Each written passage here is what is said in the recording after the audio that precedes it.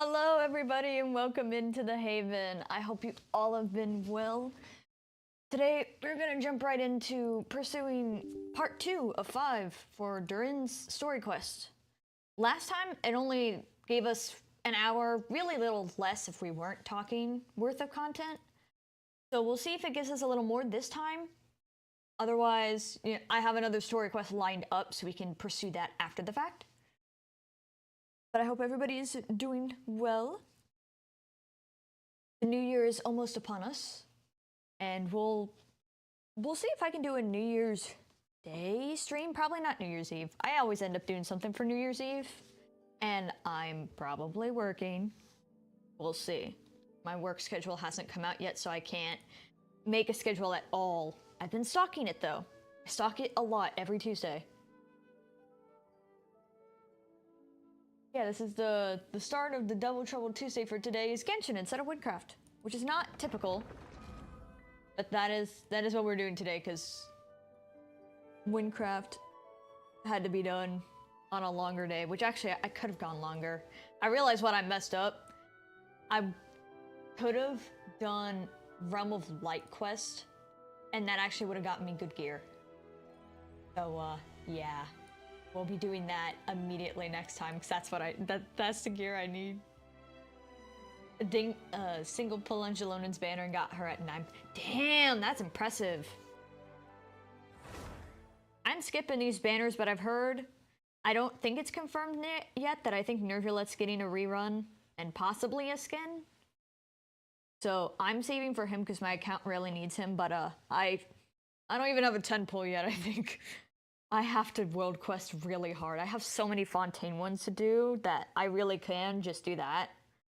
And I still have the whole Aranara strain of quest. Wasn't even on 50-50. Damn, that's lucky as hell. Right, let's... Gotta go and pick it out. I think this is it. Confirmed not 50-50. Damn, that's lucky.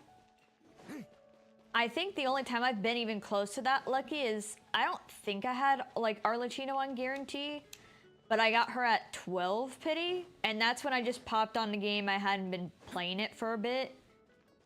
I think this was after I finished Archon Quest for Fontaine, or before I started streaming that. Not entirely too sure. Hold on a sec, I have a knock at my door.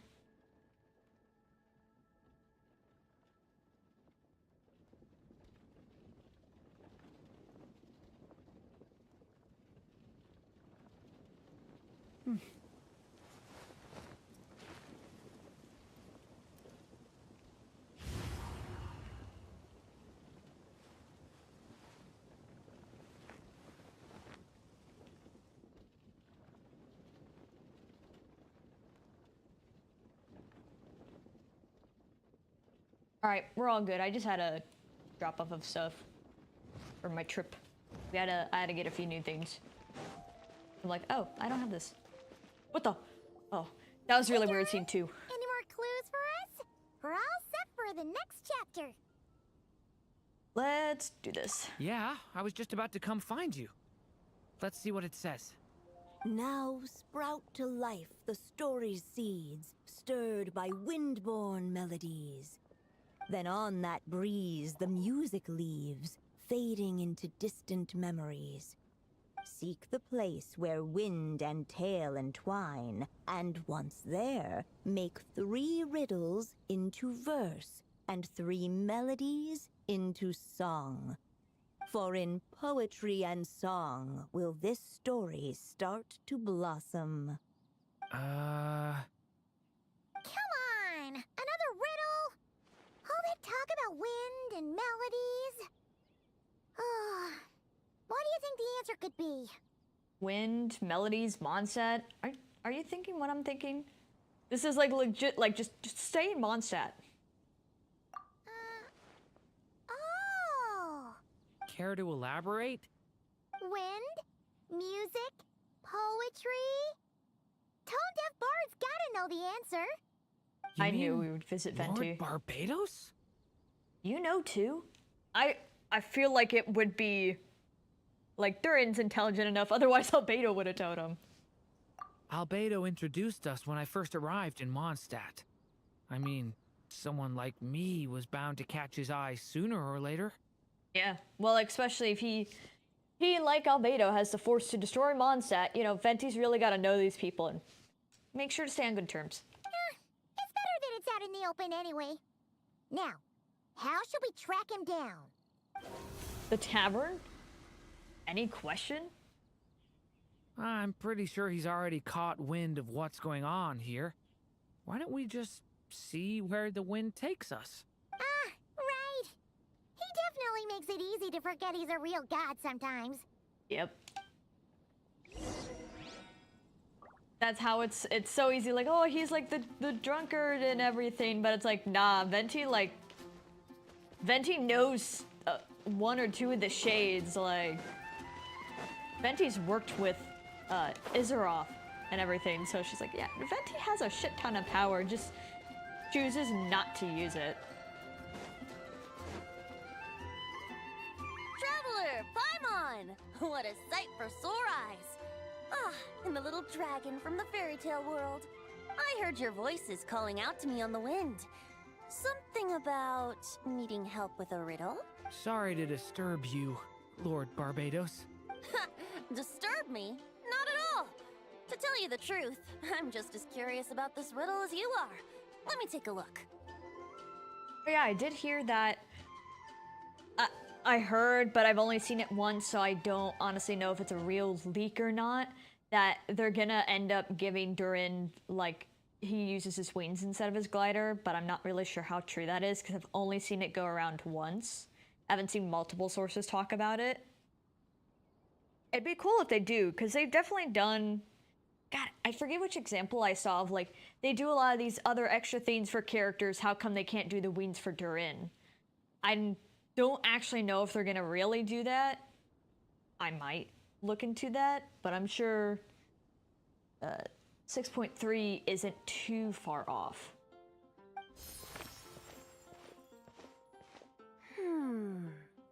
What is it? Did you figure out the answer? 3 riddles and 3 melodies. That sure takes me back. The answer you seek lies hidden in memory. Yeah, I'm like, they totally could. It probably wouldn't be that hard of a fix for them to, like, do that compared to some of the other things they do, but I guess that really depends on if they want to switch the wings and glider around. It would be nice if they did. Looks like running to Tone Deaf Bard was the right call after all. Long ago, those mages came to Mondstadt, seeking to test their strength against mine. But I replied, let us make music, not war, and resolve our conflicts through song. So I strummed my lyre and sang them this verse.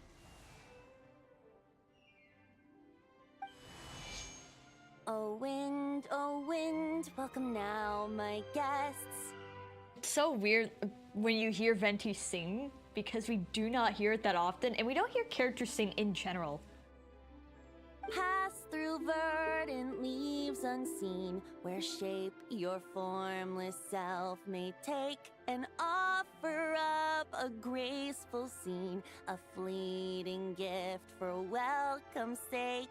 Leap at the edge of a sea of clouds, where land meets sky and sky meets ground. There frighten off the noisy crowds and bring my guests a calm profound.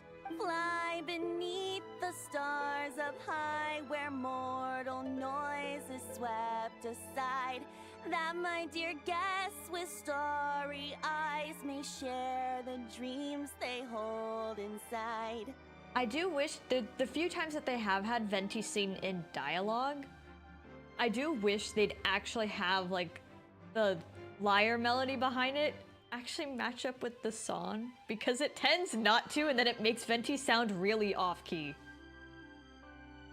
And I believe, if I remember correctly, like, Venti's voice actor actually performed in a anniversary song or something at, like, a earlier point.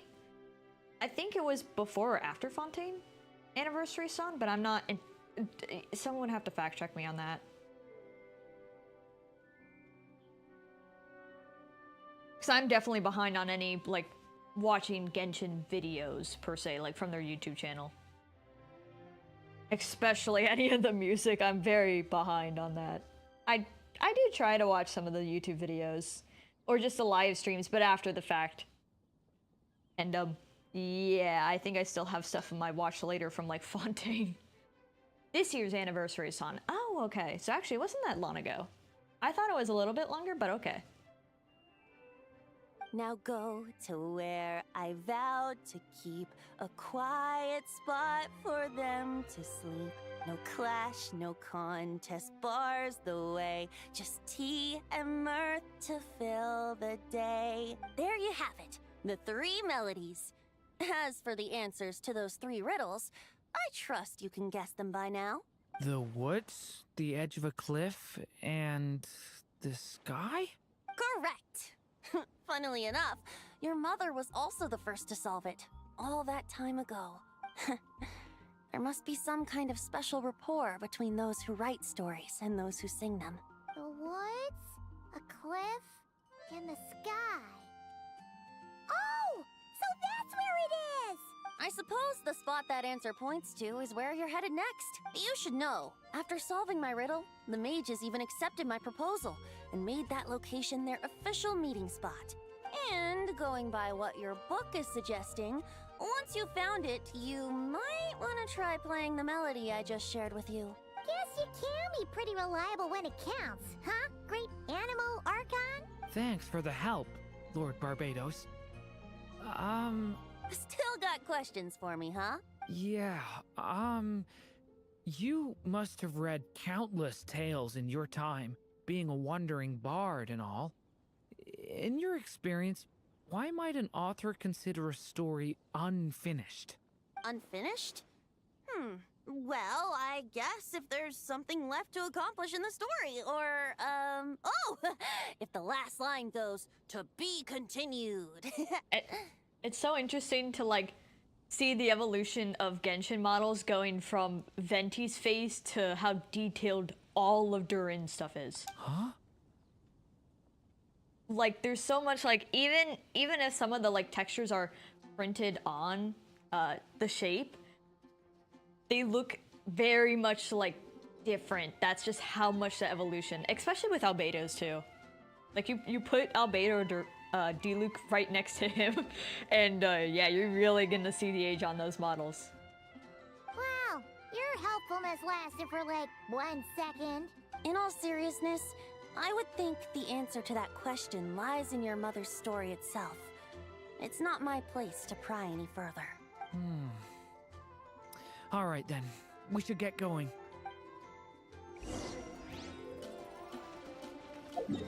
Where I think?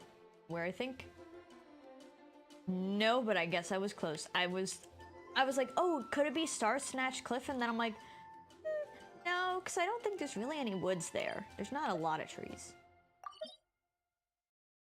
Oh. That makes sense. I kind of forgot that was there. Okay, we're here! Now, we just need to play the 3 melodies, and we should be able to gather the memories for the next chapter, right? A musical performance? Huh. Out of all the things Miss Lisa has taught me, that's the one I'm worst at. Leave it to me.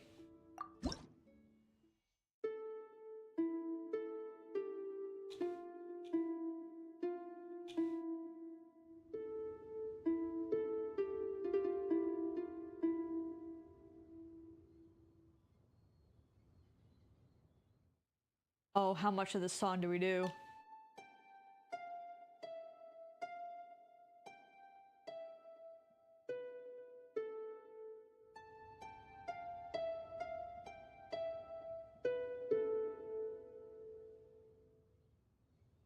Could be one more?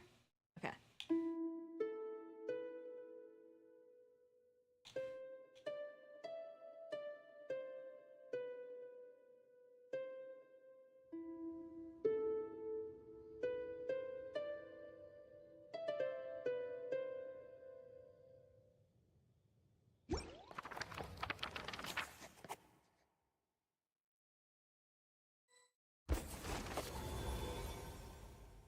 Even a war that shook the world could not halt the witches' gatherings. Yet even so, with the passing of time, 3 of their teacups no longer came to be set.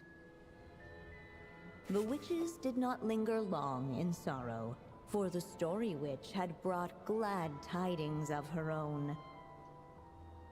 Born was her dragon child, safe and sound. Her fellow witches offered up their blessings, eagerly debating how to celebrate the child's birth.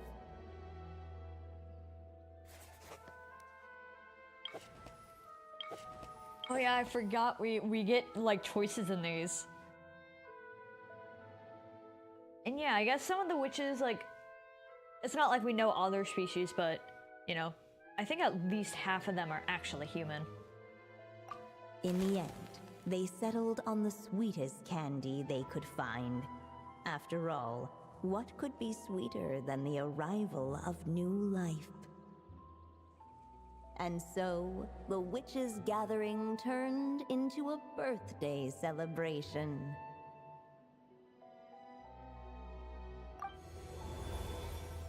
So, we're back in the story world, huh? Yeah, I think luckily from the choices, because I have another friend's account that I'm blasting this through after I already do it, the choices only really seem to change the decorations, not anything really impactful as of yet.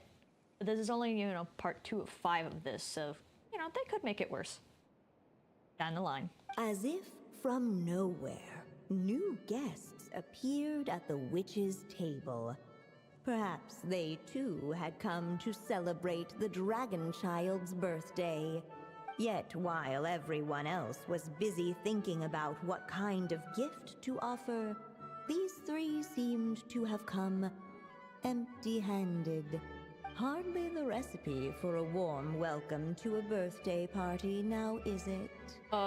We can cook stuff, sorry. A gift? Hey, what's this all about? We only just found out this was a party. While the guests voiced their complaints and grievances, perhaps they should have been wondering what kind of gift to give instead. So, we need to bring a gift to advance the story? But where are we supposed to get something like that? Oh, Paimon, you do not know how much we have in our bag. I'm sure we can figure out something. Perhaps it would be a good idea to have a look around. Why didn't you just say so?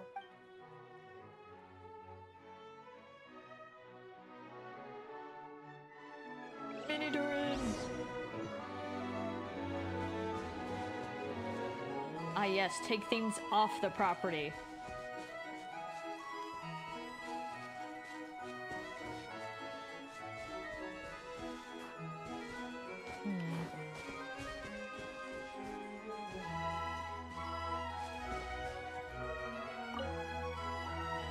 Hey, is that the other Durin? It's the storybook Durin. Hey, Mini Durin! Nope, no reaction. Seriously, did he doze off at his own birthday party?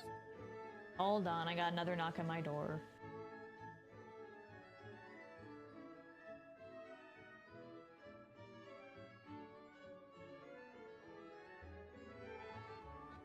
Okay, we're good.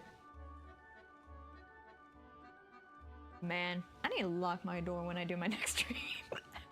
I didn't exactly lock it. I closed it, I didn't lock it.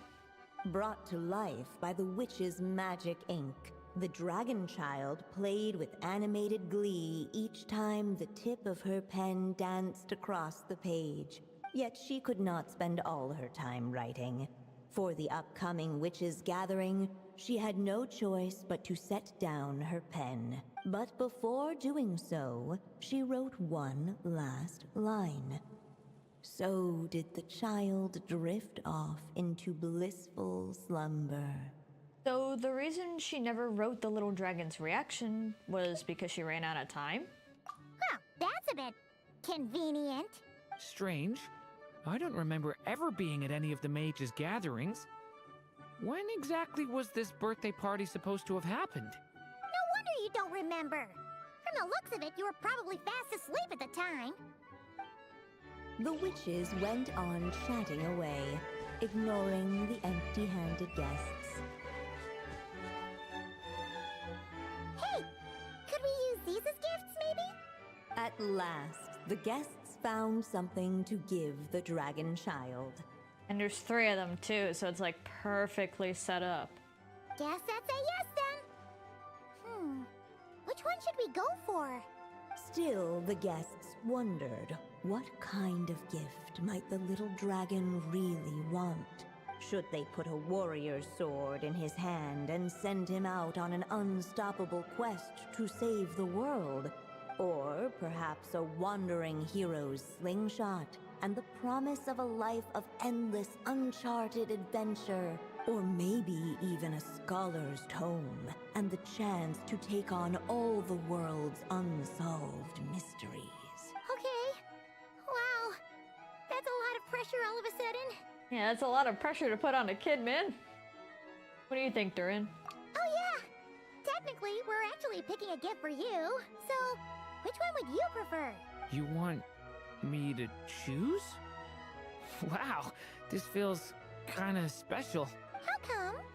For as long as I can remember, I've spent most of my time living in the stories my mother created.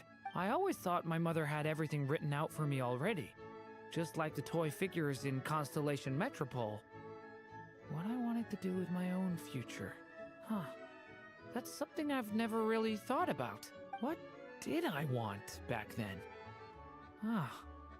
This is the first time I've ever asked myself that question. Well, I mean, it's not like he's been out as a human-dragon hybrid for too long either, so out in the real world. Sounds like this is the perfect opportunity to answer it then. It's been a while since you left Simulanka, and after everything that's happened, it might be about time to start thinking about your future. Then let me give it some thought.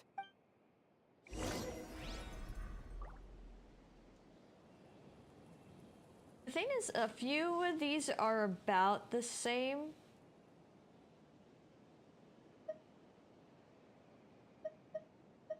I want to say the Wandering Hero's slingshot. Little slingshot. Just a thing for a wandering hero to be.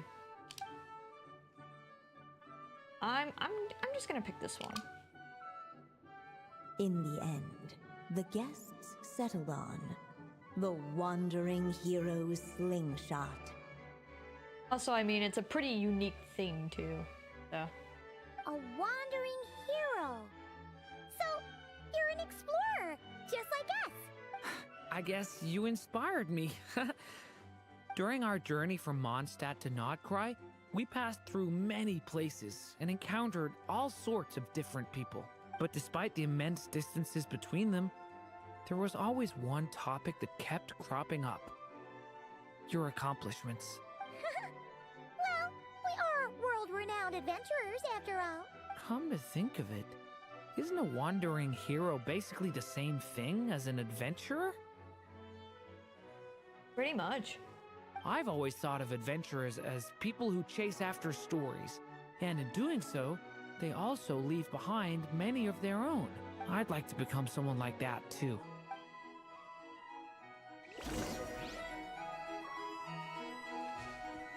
Now we can attend. Alright. They should let us in now that we've got a gift, right? Hello there. Brought a gift this time? The newly arrived guest presented his gift, wishing the little dragon a future as a wandering hero, free and unburdened. Accepting the guest's blessing, the story witch invited him and his friends to take their place around the table. Finally, she could introduce them all to her dragon child, telling all in attendance about the moment of his hatching, and of course, the name he'd been given. It was then that the seer witch, diviner of the stars, withdrew her gaze from the heavens and turned a sorrowful glance upon the little dragon.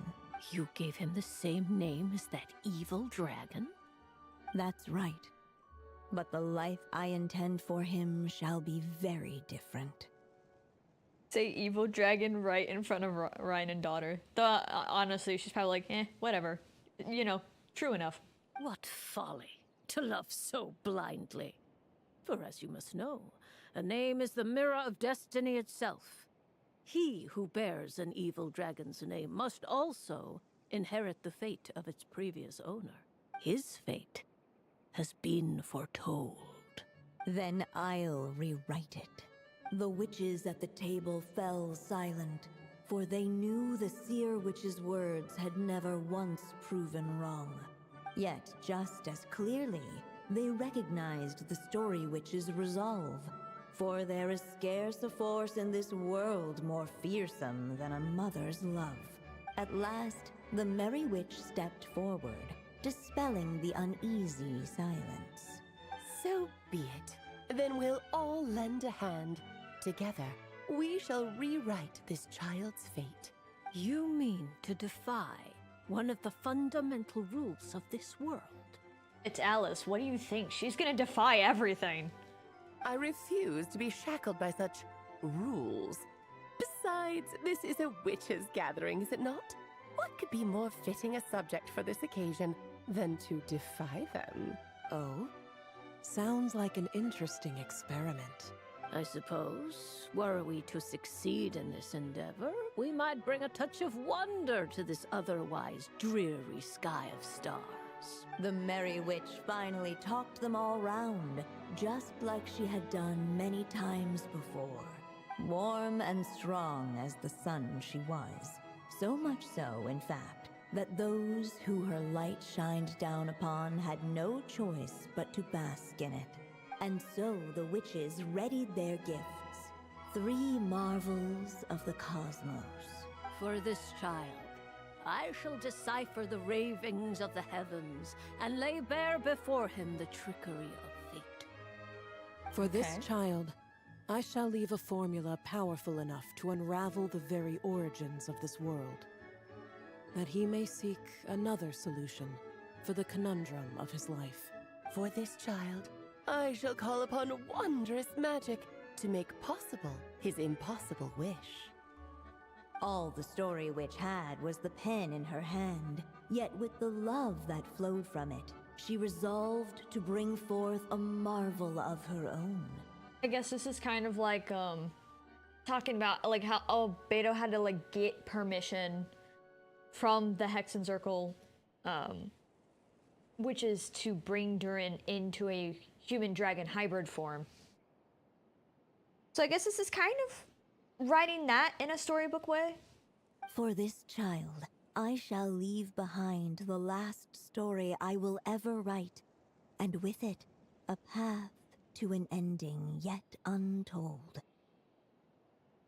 With the witch's blessings given and received, the little dragon's fate at last began to turn. In the midst of the dragon child's birthday celebration, the seer witch proclaimed her prophecy.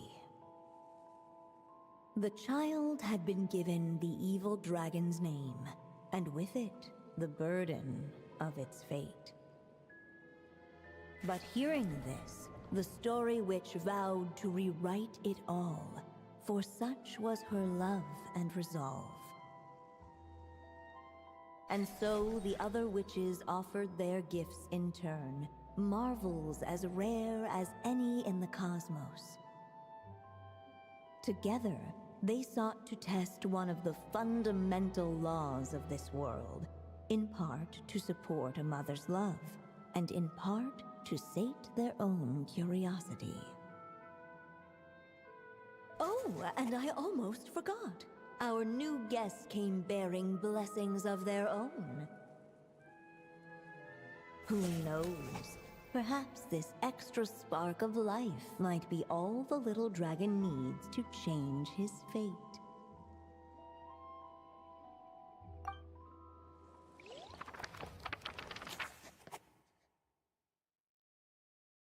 I'm wondering, is this where it cuts us off? Yep. Looks like we've completed this chapter too.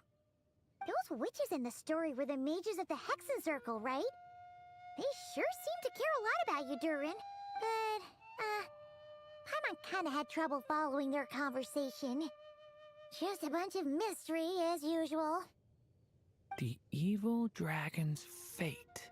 Oh, is that what you're worried about? But didn't we already take care of that?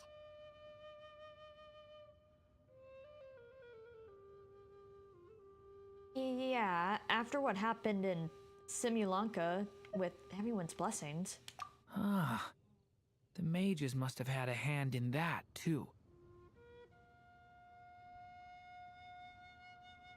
Also, I was just thinking, which part of the story are we even meant to be completing? Oh, That's a good question. it feels less like we're filling in the gaps and more like we're adding something new altogether. But we use the ink, right? And the book hasn't given us any more clues, so that must mean our task is complete. At least for now. Yeah, I guess we're doing something right. Don't worry, even if we run into trouble, we can always go ask Alice. Maybe I'm overthinking things. It's just, this is my mother's final wish, so I don't want to mess it up. Anyway, thanks for all your help. I'll let you know as soon as the book reveals a hint about the next chapter. Okay then. See you in the next chapter. Damn, we flew through that. So I want to think the last ones are probably a little longer. Alright, well I guess off to ESCOFFIER's quest. And then I guess day 3 out of 5, we can do Skirk's.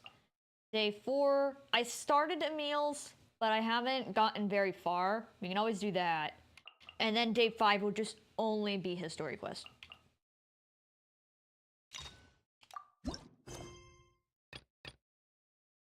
Where we're gonna... Oh wait, wrong one. Enable focus mode, just in case.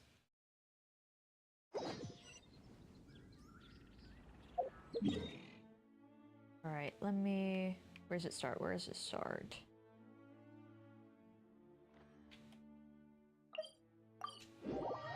I still need to do my reputation quest and everything today. I almost had the Fontaine Wings. Is that Navia over there? Oh, it's been a while. Let's go say hi. Oh, it has been a while. I almost had the Fontaine Wings, and then I need to get Notlin and Nodcry. And I have, like... I'm really catching up on all the wings. Navia! Hey, Navia, what you up to? Oh my god, I love her shades. She's the one character I would waifu pull. She's very strong, but I also really like that I already have Ito. And I know she is definitely much stronger. But I also really like Ito. Maybe one day I'll get her. Shh. Oh, is she undercover? Why the secrecy? Get lost, Monica! I don't want to see you back here until you're ready to wake up and start doing things properly! Right now, you're a disgrace to my kitchen and to the Hotel de Boer name! It was an accident. I'm sorry, did you hear me asking for excuses? Damn. No, I'll do better, I promise.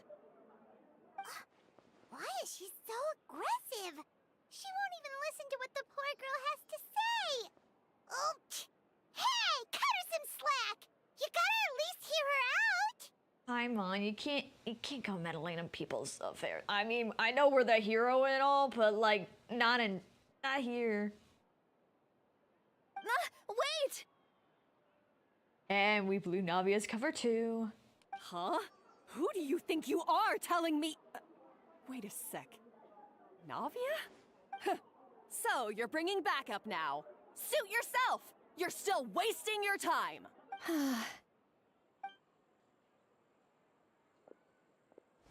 Savannah, is this how you always treat your staff? My staff is right. I'm the one in charge here now. And last time I checked, the Hotel de Boer doesn't take orders from the Spina di Rosula. So she's not even refuting it, she's just saying she treats her staff like this. I wouldn't want to work here. This girl who was getting fired right here is kind of lucky.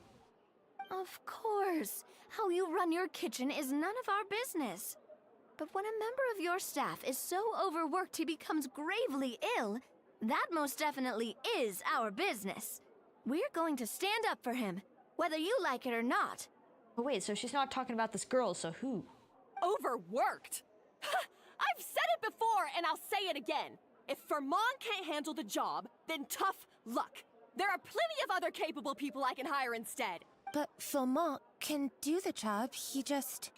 Monica, back inside, now! Oh, What are you doing? This girl's confusing me. I thought she was firing her. Huh? But you said I shouldn't come back until... Just do as you're told, and not another word out of you! Come on, we have work to do! Wow, what a horrible person! Yeah, damn, I wouldn't want to work in her kitchen. Sorry. Looks like I've dragged you into some drama again. So, who was that? Her name is Savannah. She's the new head chef at Hotel de Boer. Ever since she took the job, she's been enforcing a brutal work regime and putting a huge amount of pressure on her staff. One guy was so overworked, he collapsed from illness. He's been bedridden for days, and he can barely even talk properly. Damn. I'm sorry. I'm sorry. It's all my fault. I don't deserve to be a chef. At his family's request, the Spina di Rosula is trying to mediate on his behalf. We're not exactly making a ton of progress, as you saw. Savannah is adamant that Vermont's exhaustion and illness have nothing to do with her or how she's been running her kitchen. She's refusing to have any kind of meaningful dialogue with us. Our next thought was to talk to the other chefs at the restaurant and get a better idea of their working conditions. But with Savannah watching them like a hawk, no one has been willing to open up. And that's why I'm here, doing it the old-fashioned way. Camping out, watching, and waiting for an opportunity. So you were waiting for Savannah to leave, and then you were going to approach Monica? Oh, shoot! It all makes sense now. Sorry. Paimon should have thunk before she spoke. Did Paimon ruin everything? A little bit, but who knows how much progress she was really gonna be able to make. Oh, no, not at all, Paimon. Honestly, the way she was laying into Monica, someone had to step in. I'm sure I would have piped up if you hadn't. And besides, I don't really think I'm built for espionage. Well, you got quite the flashy outfit, so not entirely. Either way, Savannah's seen you now, so you probably won't get another chance.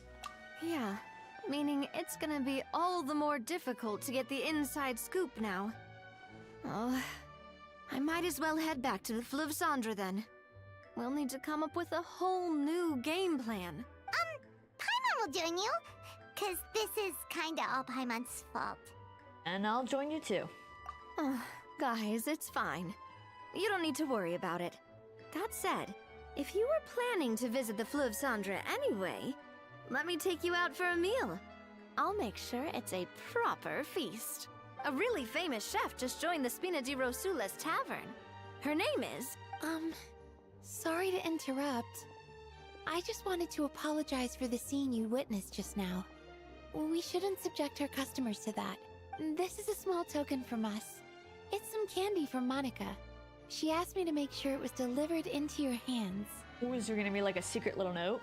Or is it actually just candy? Monica's the one apologizing? Huh.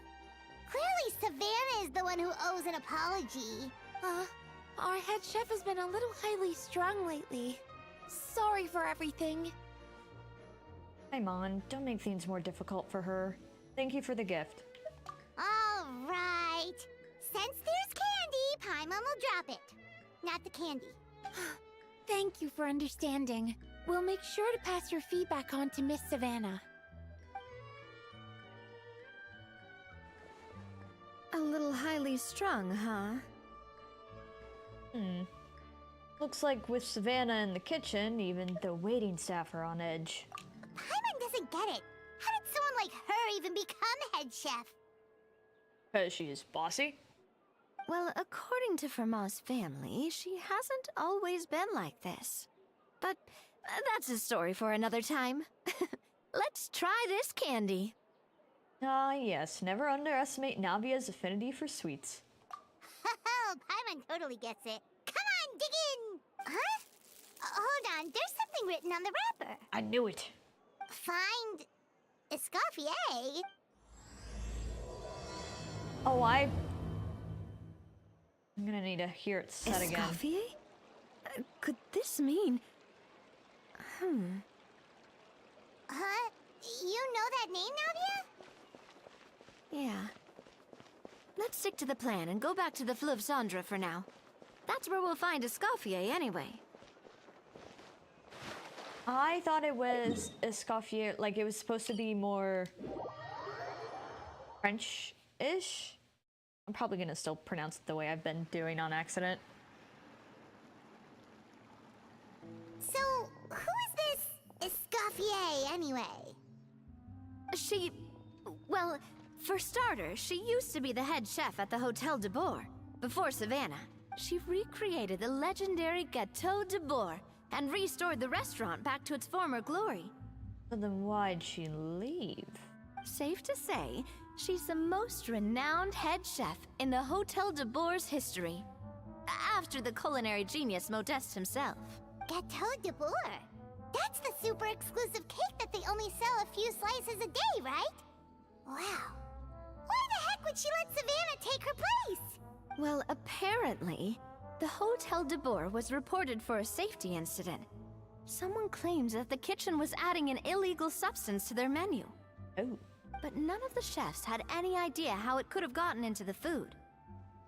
In the end, ESCOFFIER decided that as head chef, she should take responsibility. And she was sent to the fortress of Meripede. Oh, damn. The fortress of Meripede? Oh, don't be so dramatic. It was probably just a formality. We got sent there just for eating someone else's cake. Well, you're right. The quantity of the substance they found was fairly minimal. Even the guards believed the whole thing was probably just an accident. ESCOFFIER didn't have to stay in the fortress for long, but still, by the time she returned, the role of head chef had already passed to Savannah. So that's what happened. Paimon still thinks it's really unfair. Even though ESCOFFIER is no longer head chef at the hotel, she's still well respected by the staff. So, I'm guessing what Monica wants is for us to convince ESCOFFIER to try and negotiate with Savannah on the staff's behalf. I wonder if Savannah's all high-strung and stuff because of the super high expectations that got set. But, you know, maybe there's a devious crime behind it. Oh, Paimon gets it! Monica wants ESCOFFIER to come back and kick Savannah out. It's simple. If the new head chef is stressing everyone out, then the solution is just get the old one back. Paimon, jobs are not that easy. Well, about that. You thought cream of mushroom soup was ready to serve after 3.5 minutes on the stove. You'd have had more sense serving hot water with ice cubes. At least then you wouldn't have wasted all this perfectly good cream and mushroom. What do you say, Hilaire? I'm sorry, Cream. I'm sorry, Mushroom. That child sounds a little older than he should be. As you can see, ESCOFFIER is that kind of chef as well. How was the Hotel de Boer made? How has the Hotel de Boer made it this far? I'm at a loss for words. I didn't think she had that personality. I've had no, like, perception of how she speaks or her personality at all till now. I didn't think she was also the bossy type. You have to leave it on the heat for long enough to allow those flavors the chance to come out. Don't be fooled by the aroma when the water first starts to boil. Got it? Yes, Chef. then go back and do it again. The customers are still waiting. Remember where you went wrong and don't repeat the same mistake twice. Her voice is deeper than I thought, too. Yes, chef!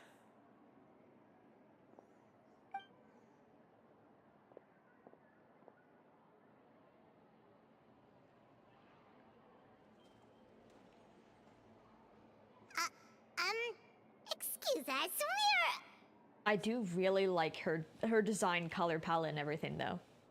Waiting to be served? Sorry, we're pretty busy. I'm afraid you have to join the line. Oh, no, we're not here to eat. So you're not paying customers? Then I'm afraid the wait will be even longer. It's hard to talk to ESCOFFIER when she's in the zone. Let's take a seat. We can catch up while we wait.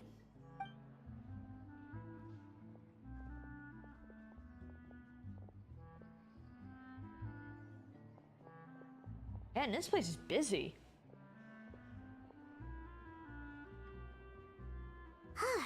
Looks like the rush hour is finally over. Is it always this busy here? These days, yes. I'd say business has tripled since ESCOFFIER joined as temporary head chef. She didn't want to go back to Hotel de Bord? Well, in her words, the Hotel de Bord doesn't need her anymore. It doesn't look like she's got any plans to go back. I guess I'll be heading off then. Wait, take these home with you. We can't serve them now, and there's no sense in letting them go to waste. Oh, thank you, chef. For what? Like I said, I just don't want them going to waste. Oh, and tell Fiamma to get well soon, so you're not running yourself ragged every single shift. It's almost like a really passive-aggressive kindness. But it's a little more on the aggressive side than her being kind. It's entertaining. Fiamma. That's the second time we've heard that name. Who is that again? He's the chef that fell ill from stress. Hilaire is his son.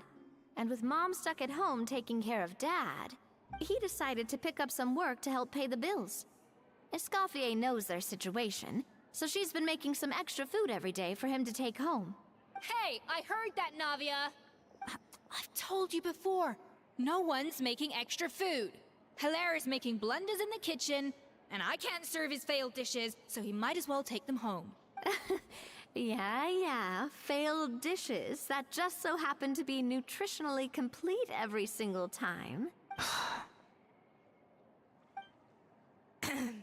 So you two must be the world-famous traveler and his companion, Paimon. Yes? Is there something I can help you with? Oh, so you know us already. We'll skip the introduction then. We're here to talk about Savannah. Since Hilaire is working for you, you must be aware of the situation with Savannah. Oh, I certainly am. The Spina's headquarters are right next to the tavern. And I've lost count of the number of times Navi has come to pester me about it. But I don't work for the Hotel de Bord anymore. And being ex-head chef doesn't give me the right to interfere with that business. Besides, I'm the one who persuaded Savannah to take the job in the first place. What? Well, she was a much gentler person back then. A little timid, even. She wasn't at all confident that she was the right fit for the role. That's hard to believe. Are we definitely talking about the same Savannah here? Honestly, I do wonder if she's just emulating me. I mean, I'm not the most pleasant head chef to be around either. At least she's self-aware. Anyway, suffice to say that given the history between us, it'll be tricky for me to tell her she's doing her job wrong without coming across like a huge hypocrite. Fiamma and the others probably think that Savannah gets it all from me. I wouldn't be so sure about that, ESCOFFIER. Look at this note we got from Monica. You give Monica's candy wrapper to ESCOFFIER. She mentioned me. Whatever shortcomings you feel you have, it looks like Monica still trusts you. As for the others, well, how can you know what they think unless you ask them? Monica. Plus, it's not like we're asking you to storm in there and raise hell. We're only in the initial phase of our investigation. All we're trying to do is get the other chefs to open up to us. Oh, Monica. Oh, Monica. ESCOFFIER? I feel like she's gonna be just about as mad at Monica as Savannah is at Monica. I can't believe her. Powdered sugar is supposed to be applied sparingly. Look at all that on the wrapper. It's thicker than the sole of my shoe. Unbelievable. I won't stand for this. She has to learn. Come on, we're going. Okay, interesting reaction, but sure. Wait, so now she's, Well, whatever the reason she came up with, at least she's convinced herself to go have a conversation. Let's go catch up to her. We don't want to keep her waiting.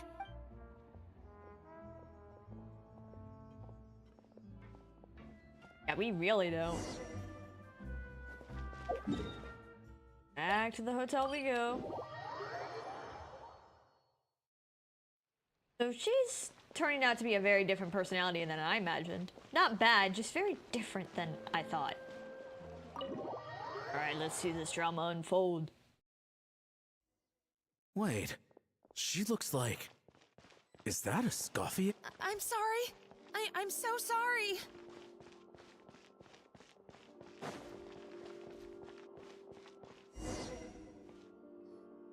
I'm sorry. I'm so sorry. I messed up your order. Currently decorating a cake while watching. Ooh, what kind of cake? I haven't made a cake in a while. I think that's the last time I made a cake. I made carrot cake cupcakes, but that wasn't a cake. I don't know when the last time I made one was. I used to make a lot when I lived near my, closer to my friends. I'd make them for their birthdays instead of doing birthday gifts, because besides not having a job like everybody else did at the time, it was also, I just felt like a little more heartfelt. Ooh, red velvet, nice. Red velvet's always good. I do like making those. They aren't too bad to make. But I wish you luck with decorating it. I hope it turns out well. Really what you're doing, yeah. I feel like baking something for someone's always a little more heartfelt unless you know something they really want and haven't already gotten themselves. Because a lot of people will do that. If they really want it, they get it themselves. So you have to always catch it right before then. Which is hard to do. Oh, I wouldn't go that far. Maybe the taste is a little off, but if you hadn't brought it up, I don't think I would have noticed. But, please, you have to forgive me or Chef is gonna... Okay, I know. I'll kneel before you. Okay, she's going a little much, but I guess she's just that stressed out because she's pretty much fired and taken back. Because the guy's like, you're fine. I wouldn't have noticed if you told me. And she's like, no, you're about to like chop my head off. No, girl, you're okay. What the heck? Get up, Monica. Can't you see that you're just making your customer feel more awkward? ESCOFFIER? If you want forgiveness, then do what any self-respecting chef would do. Make the dish again. And this time, get it right. You cannot go begging your customers to feel sorry for you. Savannah said that I'm not allowed back in the kitchen until I've corrected my mistake. But if I can't go back into the kitchen, I can't do the dish over. Yeah, how does that make any sense? That's some backwards logic. How can you fix your mistake without being allowed to cook? If this is what Fermat had to put up with, then no wonder he had a breakdown. Yeah, because like, then you legit just can't fix it if you can't do the thing over. We apologize for interrupting your meal, sir. It's fine. With my layman's palate, it's not like I can tell the difference anyway. I was actually quite enjoying my meal until she appeared out of nowhere and started apologizing. Gave me a bit of a fright, to be honest. Oh, well, it's because Chef Savannah tasted a bit of the leftover soup from my pot and then threw me out of the kitchen. Gosh, that's pretty strict. Has she always been that way? I don't recall things being like this when ESCOFFIER was head chef here. I gotta say, you're all looking a little worse for wear these days. I mean, Escoffier was strict too, but I think the difference is that her criticism was more constructive, so you knew what you did wrong and how to improve, and we all knew that it came from a good place. Chef Escoffier was hard on us because she truly wanted us to reach her level. But these days, whenever we make a mistake, we just get told to wake up, get your head in the game, or just do it again. Yeah, which, you know, doesn't then point out what you did wrong to actually fix it. You're just told to do it again. It's like, well then, what did I do? And it's only gotten worse since word got out that Chef Escoffier had started working again in the Fleuve Cendre. Monica, you don't need to call me chef. I'm not the boss here anymore. Yeah, but through no fault of your own, what happened back then, that wasn't on you, and all of us know that. That banquet was a huge event, and so many staff were involved every step of the way. With so many moving parts, there's no way of knowing how that lumiline ended up in the food we served. Lumiline? What's that? I'm so glad Paimon was thinking exactly what I was thinking, because I didn't think we were supposed to know this name or not. A new drug from the Fontaine Research Institute, produced from an extract of the Lumitoile. Apparently it sharpens the senses, so they used it to treat people with impaired responses to stimuli. Oh, yeah, I've heard about that. They found out you can use it as a flavor enhancer since it stimulates the taste buds. Makes things pretty addictive. They also found that overuse can have mood-altering effects, and even lead to nerve damage. So it quickly ended up on the guard's list of controlled substances. Yeah, no, fair enough. Unfortunately, however, some food products containing the additive had already made it to the market by the time the guards banned it from the restaurant industry. Everyone knows that in all likelihood, someone probably just purchased a batch of contaminated ingredients by mistake. But you took all the blame. We all know why. You just didn't want to see this turn into a place where tensions are constantly running high. Because everyone's suspicious of each other all the time. And now look at you. A fry chef in the Fleuve Cendre. What are you trying to say? Sure, the Spina's Tavern is no Hotel de Boer, but come on. It's not that bad, is it? Oh, the Fleuve Cendre, you say? Great. That's where I'm dining from now on. Monica, I'm very happy with my current job. And there's no changing the past. We just have to let bygones be bygones. Does that mean all the staff in the hotel is gonna go over to the tavern? They're like, sure, bygones be bygones, but yeah, we want to work under you now, though. Besides, at the end of the day, I was the head chef, regardless of whose mistake it was. Ultimately, the responsibility lay with me. If only Savannah was half the boss you were. I'm sorry? Do you have a problem with my conduct as head chef? Yes. No, chef. So, you do remember who's boss? Escoffier? I thought you'd left this place for good. What are you doing back here? Damn, you're super aggressive. And in front of a customer, no less. What happened to you, Savannah? Why are you acting like this? When I turned this place over to you, You made me the head chef and gave up your right to tell me how to do my job. You're not the boss here anymore, so stop acting like you own the place. She isn't. Chill out, girl. Whoa. Sounds like someone has a chip on her shoulder. Maybe we should give them some space. And maybe let's go take Monica with us. Oh, Savannah! My God, have you grown a temper since I last saw you? Have you put even half the amount of energy into improving your cooking skills, or are you still using the Pluie Lotus as an off-brand marcotte, thinking no one can tell the difference? That's none of your business! What happened to not storming in and raising hell? These are French people. They argue. And the stereotype, at least.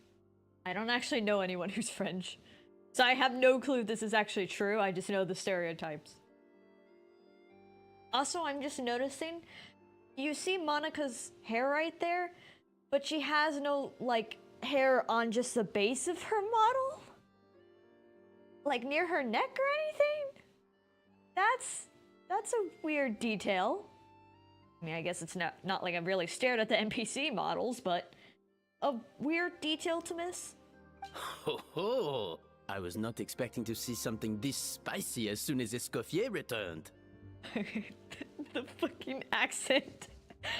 A lot of these characters don't have heavy accents, and then this guy rolls in. Huh? Fanasium? Aye, miladies. Might I make a humble suggestion?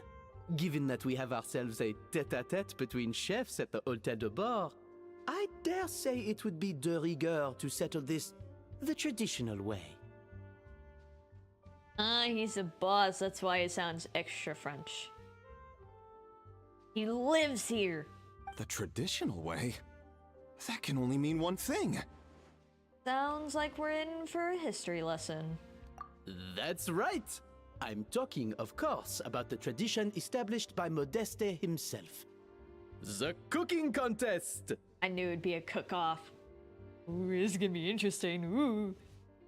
We haven't had one of those since really early Durin Quest, where you help her out in Springvale. Oh my god, I remember I was trying to get one of my friends into actually playing this game. They did end up giving up. Because they just would not play on their own. But they had to do this quest, and there's one part where I don't remember where the ingredients are, so they were asking me, and I'm just like, I don't remember. It's been years since I've done that quest. But I don't think we've had another cook-off till this. I think. According to legend, the founders of Hotel de Boer, Modeste and Savelli, used this method to resolve all of their disputes. Everything from petty arguments over next week's menu to disagreements over the strategic direction of the restaurant. Oh, damn. Well, I guess it is in restaurant spirit. The cooking contest would decide who had the final say. Huh. It sounds like they had a lot of free time on their hands. Ah, well, it might sound that way to us. But in fact, the cooking contest played an enormous role in motivating chefs to hone their skills, reaching new heights of excellence in the culinary arts. And indeed, the reintroduction of this institution in recent years has surely been instrumental in transforming the Hôtel de Bord into the top-ranking restaurant in Fontaine. Reintroduction? Someone brought it back? Who? We did already hear about this earlier. But, who's standing right here? What say you, Escoffier? Surely you of all people won't back down from this challenge. It was you who put the rule in place, after all. Thought so. There's your answer, Paimon. Sure, I reinstated it, but I'm not a chef at Hotel de Boer anymore. Isn't this bending the rules a little? Do you think we really care? I see no issue as long as both sides agree to the terms. We could simply treat it as an exhibition of sorts. Savannah? Any objections? Exhibition. Huh. No. If we're going to battle it out, let's put it all on the line. If I lose, it's up to you what happens to me. I don't want anything to happen to you. But if you lose, you hand over the Codex de Boer to me. What? The Codex de Boer? Codex de Boer? What is that? Only the legendary handbook written by the original head chef Modeste. It contains all his secret recipes, including Gâteau de Boer. It's the greatest treasure in Fontaine's culinary world. And only the present and former head chefs of the Hotel de Boer have the right to read it. Present and former? Wait, but that already includes Savannah, though. What do you want that old thing for? You have your own copy, don't you? Don't take me for a fool. You know perfectly well what I mean. I want your copy. The original version. The one you took with you when you left us. She left because she had to get sent to jail for something else. And I'm surprised they wouldn't have picked that off her person when she had to go in. Unless it was truly a formality and she didn't actually stay there. I'm sorry, I must be missing something. You know, there's no difference between the original and the copyright. They contain the exact same recipes. Stop trying to change the topic. What's wrong, ESCOFFIER? Scared you're gonna lose to me? Or are you scared of me getting my hands on the original codex?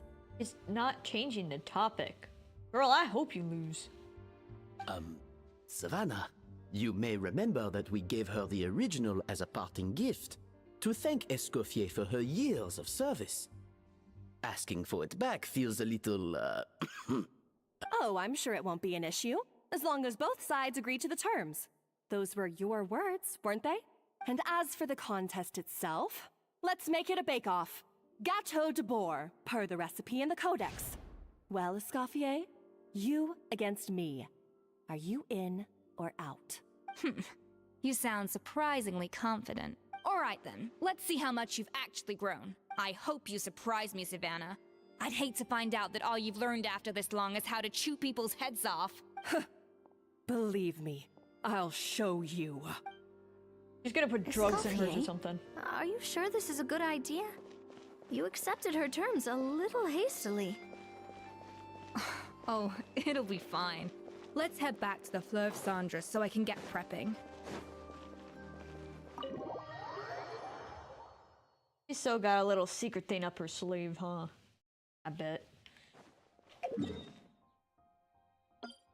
No, no, no. There we go.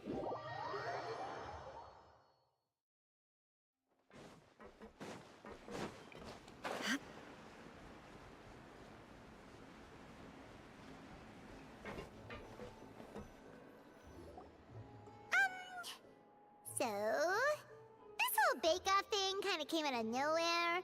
Was it really sensible to just go along with it? Well, I got a sense that she's holding something back. But we chefs always express ourselves in our cooking.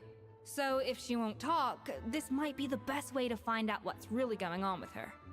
Well, and to get one way back into the kitchen, too. Huh? Holding back? Sure didn't sound that way to Paimon. Escoffier only picked up on it because she's the same way. Always closed off, never letting you know what she really thinks. That's patently false, at least where your macarons are concerned. I've been nothing but truthful with you about the disgraceful amount of sugar you use. Okay. That's one case where you can keep your thoughts to yourself. So, anyway, what's this Codex de Bourg she's so obsessed with? Oh, that? Well, it's not so much a recipe book as a diary of Modeste's adventures. Back in the day, he and his good friend Savelli explored far and wide, partly adventuring, partly looking for new ingredients and developing new recipes. Their creations had an enormous influence on the course of Fontaine cuisine, turning it into a much more vibrant and diverse scene. For instance, legend has it that the original Gâteau de Bourg was made using a special secret ingredient that Modeste discovered on one of his adventures. So rare was the ingredient that they could never make more than 16 slices of the cake per day. But everyone who tried it claimed that it was one of the most blissful and invigorating things they had ever tasted. I want to have that. It looks good without even knowing what's in it.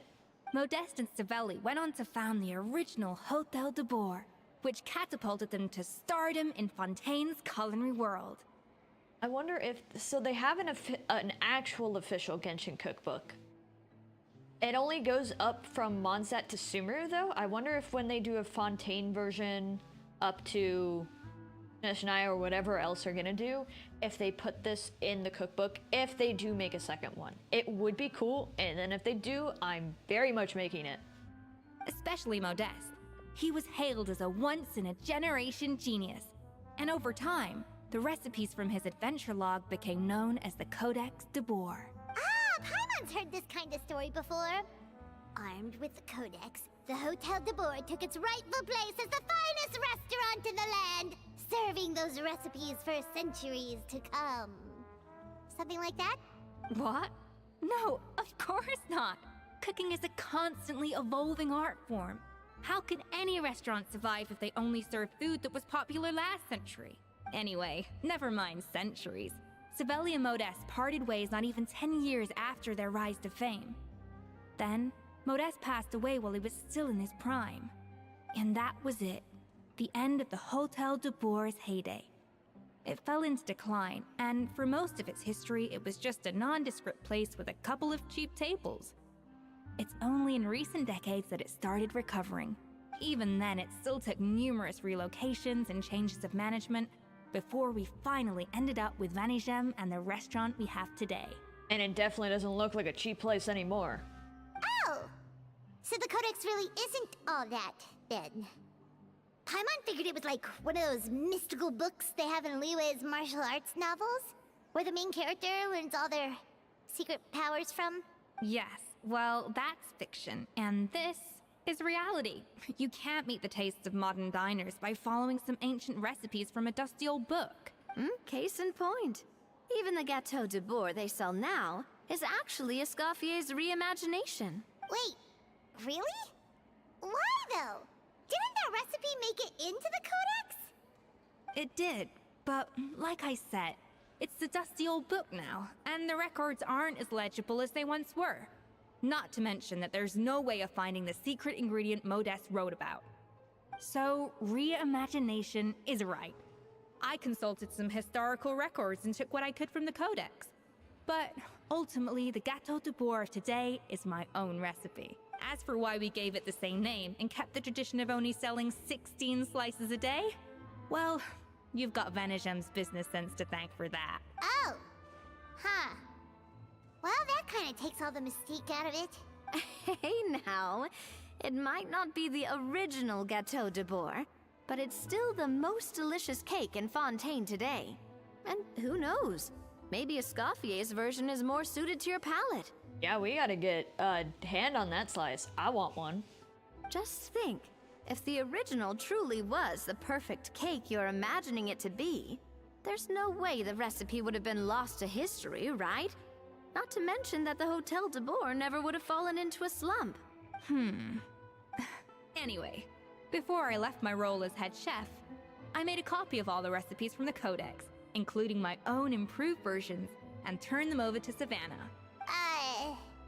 So why is she so interested in the original copy? Could it be a symbolic thing? Like, whoever holds the original Codex de Boer is the true head chef? Well, it was clearly precious enough to give to ESCOFFIER as a parting gift. Meanwhile, Savannah only got a copy. I wonder if there's a few extra little secret recipes. Maybe from her point of view, it's like management doesn't truly see her as being worthy of the role. Oh, that too. You think so? The only thing is, it was her suggestion to give me the original in the first place. Well, a joint decision by her and vgen. But still. What? Huh. Guess she's had a major change of heart since she became head chef. Yeesh. Yeah, it really makes me wonder if she's on something or what the hell is stressing her out so bad. To like, go completely 180 from the personality we've been told about that she had. Who knows? We could speculate forever. Better to just let our Gâteau do the talking. What does that mean exactly? It means besting her in this bake-off, and then getting her to explain herself, even if I have to beat it out of her with a spatula. You don't mince words. However much she's changed since we worked together, I believe that she still has her chef's pride. And if she respects the art, she'll respect the outcome of our contest. Well, I'm confident that you and your spatula can get justice for Froment. All you need to do now is win the contest. But that should be a breeze for you. But still, you know, what if something goes wrong? You know, don't jinx it. Let's not get too ahead of ourselves. Gâteau de Boer is very complicated to make. Usually, it takes 3 chefs working in tandem to cover everything. Now, if I had to push it, I could probably do the work of 3 chefs myself. But I'd prefer to play it safe if I can find a couple of assistants in time. Why are you looking at me? Well, that's easy. The 3 of us are veterans in the kitchen. You just need to pick 2 of us. Paimon, you would eat everything you work with. Well, I have heard the Traveler is an accomplished cook, as well as a warrior. But be warned, I will hold you to exceptionally high standards. Think you're up to the task? Bring it on. Oh, count me in too. I've spent weeks perfecting my macarons after your scathing review. Even if it means competing against the Traveler, so be it. I'll show you what I'm made of. Confident. I like it. Alright, let's start with some elementary mise en place. Show me your knife skills. I've always called it chopping stuff up, not mise en place. But it's basically the same thing, right? Oh, Navia. The difference in your case is that mise en place is chopping stuff up without... Looks like you found that easier than I expected. In reality, I can chop vegetables really well with a vegetable knife, but trying to like cut through meat, absolutely terrible with. I can chop stuff well. I cannot cut meat well. Yeah, thankfully it was pretty straightforward in the end. You made it sound like we'd be carving statues out of fruits or something. Well, brace yourself, because the next step is anything but straightforward. I'll be using this cold press to extract flavor compounds from the ingredients. What's a cold press? A kind of special food processor I got the Fontaine Research Institute to make for me. It uses cold temperature extraction to isolate the essence of cooking ingredients, which can then be used to flavor dishes more precisely. But this isn't exactly standard kitchen equipment, so that probably didn't make a whole lot of sense. Let me give you a demonstration instead. Custom-made equipment from the Fontaine Research Institute, huh? That's some pretty high-tech food prep. Paimon's never used anything this weird before. Cool. Not weird. Tap your elemental skill to accelerate the cold press's progress and use normal attacks to let it do its work. Seems that the special substance extracted from the plants might come in handy here.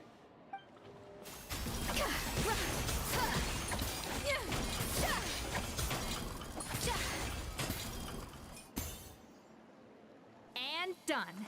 These are the flavor compounds extracted from our ingredients. I processed all the fruit you chopped up earlier. Wow! Even the smell is so much more concentrated. What next? Do we add all this stuff in? Absolutely not! Throwing everything in at once will ruin the balance of flavors.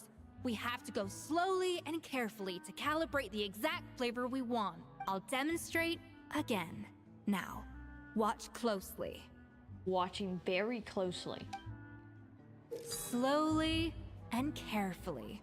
Not a drop too much, and not a drop too little. Learn at ESCOFFIER's feet and master her precision cooking. The flavors you got from her multifunctional food processor can adjust the flavor profile of the dish, strike a balance between the fruity flavors and the floral flavors to adjust what the flavor profile is and make the dish.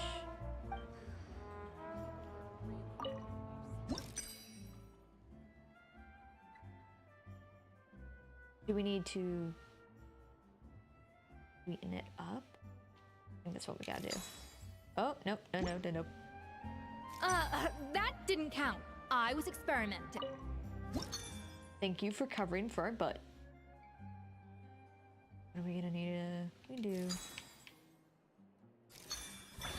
There we go. Bet that's only one of something.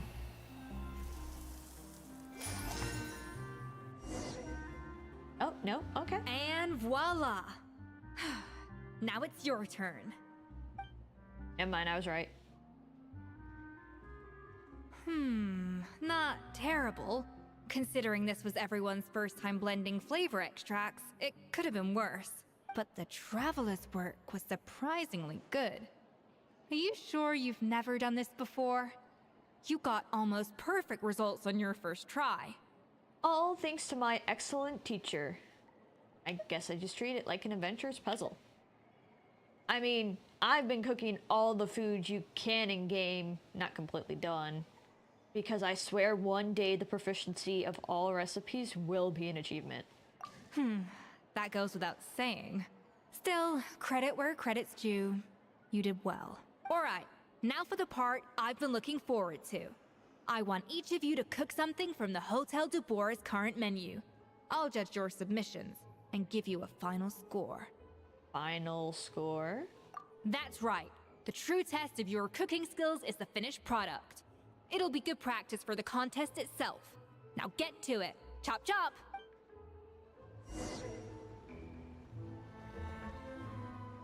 Do we have Fontaine recipes? But do we actually have to cook something? Because we don't have anything that specifically is like from there, highlighted. Maybe you'll tell me what to submit. How's it going? Have you picked a dish yet? Choose wise. Oh, I guess we do have some stuff. We'll go lasagna. I like lasagna.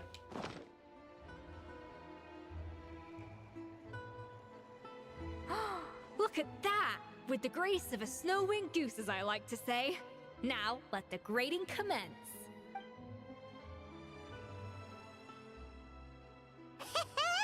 Pretty good, right? Not to brag or anything, but Paimon's a bit of a connoisseur when it comes to la food. I knew Navia would make macarons. Macarons? Macarons? I think it's macarons. I still have yet to actually have any. 6 points. And how many do we need? What? Oh, well, fair enough. Paimon doesn't cook all that often, so as long as it's a pass. That's 6 out of 100. Are we that bad?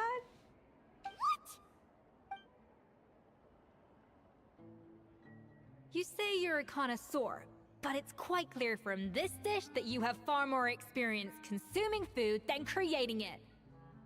Hey, we submitted lasagna. That don't look like lasagna. By that logic, I suppose you think listening to Lady Farina on repeat every day would make you an opera singer. Me next, me next! I'll have you know that this batch of macarons has 2 whole tablespoons less sugar than my previous ones. So you went from 12 tablespoons to 10? Well, it's nice to know you actually measured it out. Because it tastes like you just threw in whatever was left in the jar. 6 points. Aww. Yikes, she's a harsh judge. Now to the final dish. So, what do you think? This is our last hope. 8 points. Damn. Darn! That's barely higher than what we got. Not exactly. The color is spot on. Beautiful aroma. Excellent presentation. I have to give this one 8 points out of 10. Maybe even 9 points. Huh? How did you pull that off? It's all that practice from cooking for you, Paimon. Don't get me wrong. There's room for improvement. But still, this is clearly the work of an accomplished chef. I can tell that you've put many hours of work into honing your skills in the kitchen. Oh, and so, oh, Paimon made her own food. Oh, okay. And ours is in there, so it can be whatever we want. It doesn't have to be player specific. Okay, I didn't fully realize that Paimon technically made her own dish, and we didn't just do one together. I can really taste the grace of the snow-winged goose in this dish. The traveler's journey, with all its trials, tribulations, and setbacks. Not to mention the frustrations of having a picky eater for a partner. Hey, you made that last part up! No way did you taste that! I don't think Paimon's a picky eater either. Well, it looks like I lost fair and square. I guess you'll be taking the Traveler as one of your assistants then? But if it takes 3 chefs, that still leaves 1 slot remaining. Maybe Paimon and Navia should keep practicing and see how it goes? Chef ESCOFFIER. Oh, it's Hilaire! What brings you here? Or I guess we take the child with us. I heard the news about the cooking contest. You're doing Gâteau de Bourg, right? I was just wondering if you needed any help? And you think you're up to the task, do you? Oh, no, I know I'm not there yet. It's actually my dad who wanted to help. Firma, last I heard, you could barely get out of bed. Well, he seems to look a little bit better. Chef ESCOFFIER, Navia, Traveler, thank you all so much for everything you're doing for me and my family. I've had enough of sitting around at home while you run yourselves ragged. If you let me, I'd like to help you win this cooking contest. Are you sure you're up for the task for him? Yeah, I was gonna say the same thing. Don't you worry. I'll be fine. I'm feeling much better now.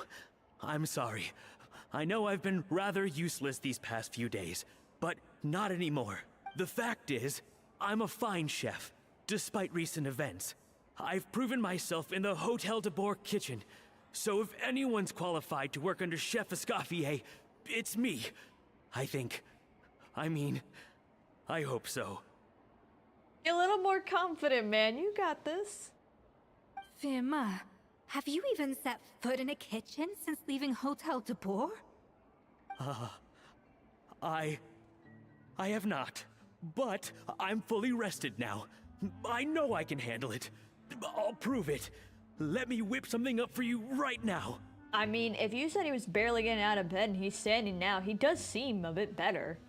Maybe a little shaky, but...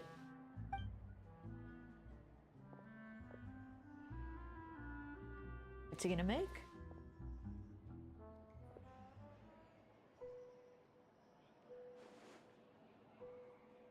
Huh? That's strange. Why are my hands shaking? Uh-oh. What do you call this, Firma? I can't seem to grip my knife. Do it again! Again! Again! Yeah, man, it's only been a few days. She got you that bad, enough to be severely ill. Yeah, you're gonna have some trouble. A few days won't fix that up. Hopeless. Get out of my kitchen yesterday. Dad, what's wrong? Hold on just a sec. I gotta check something real quick.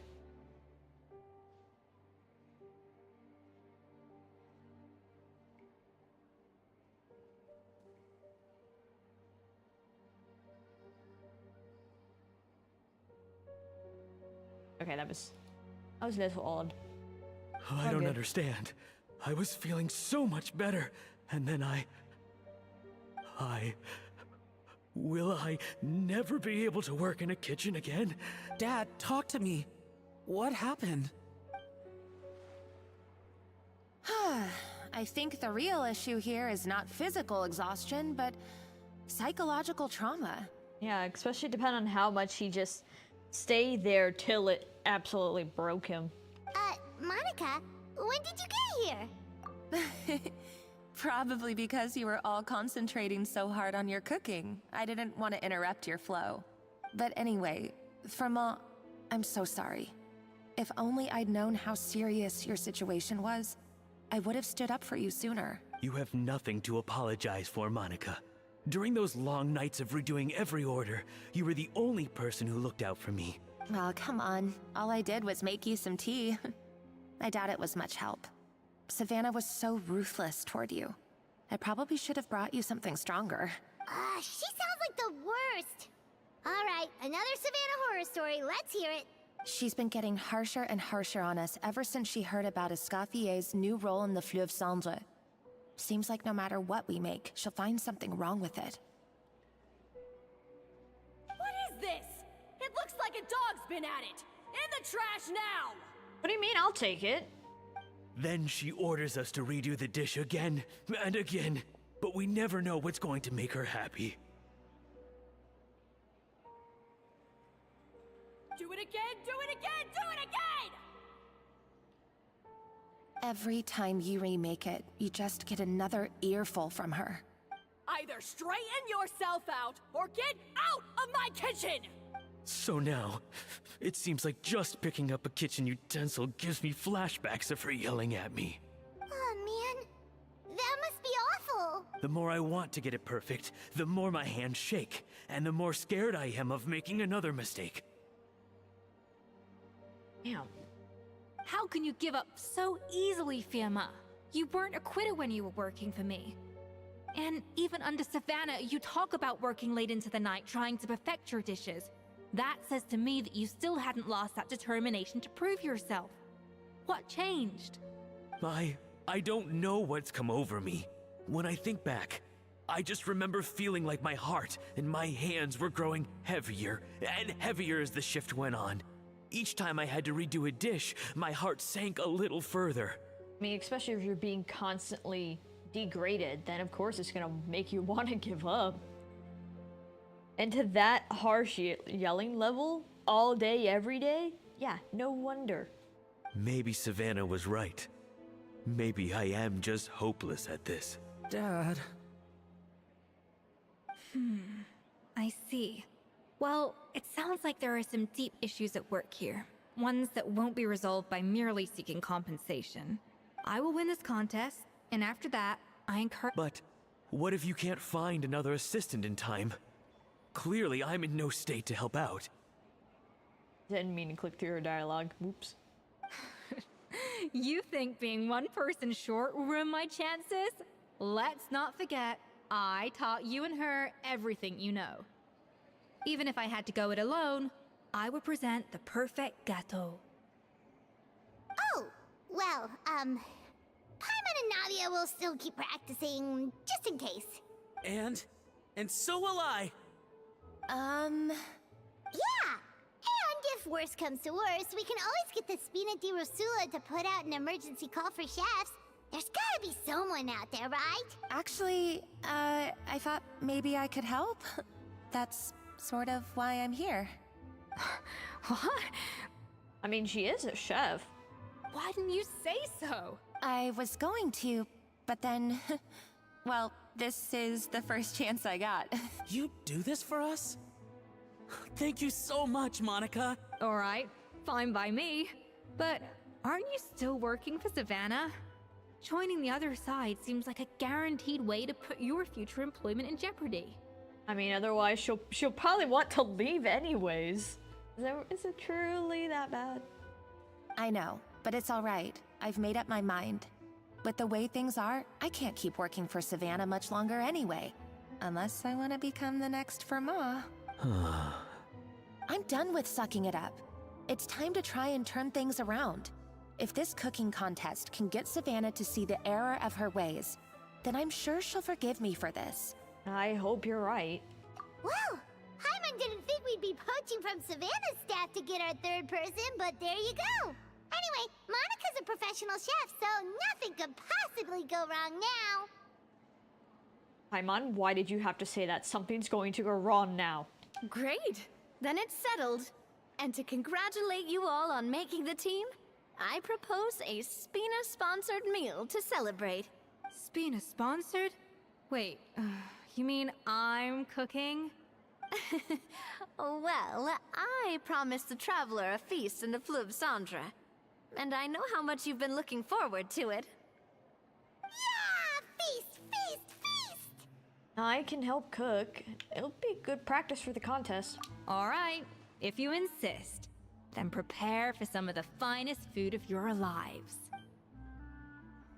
ESCOFFIER treats everyone to a spectacular feast.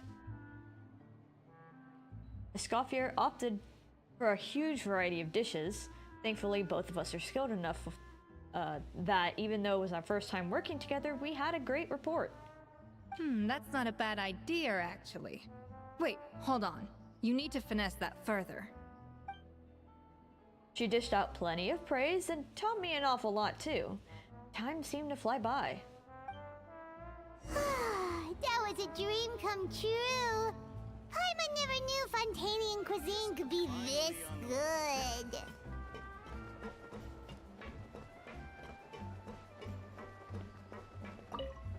Is she all the way over here?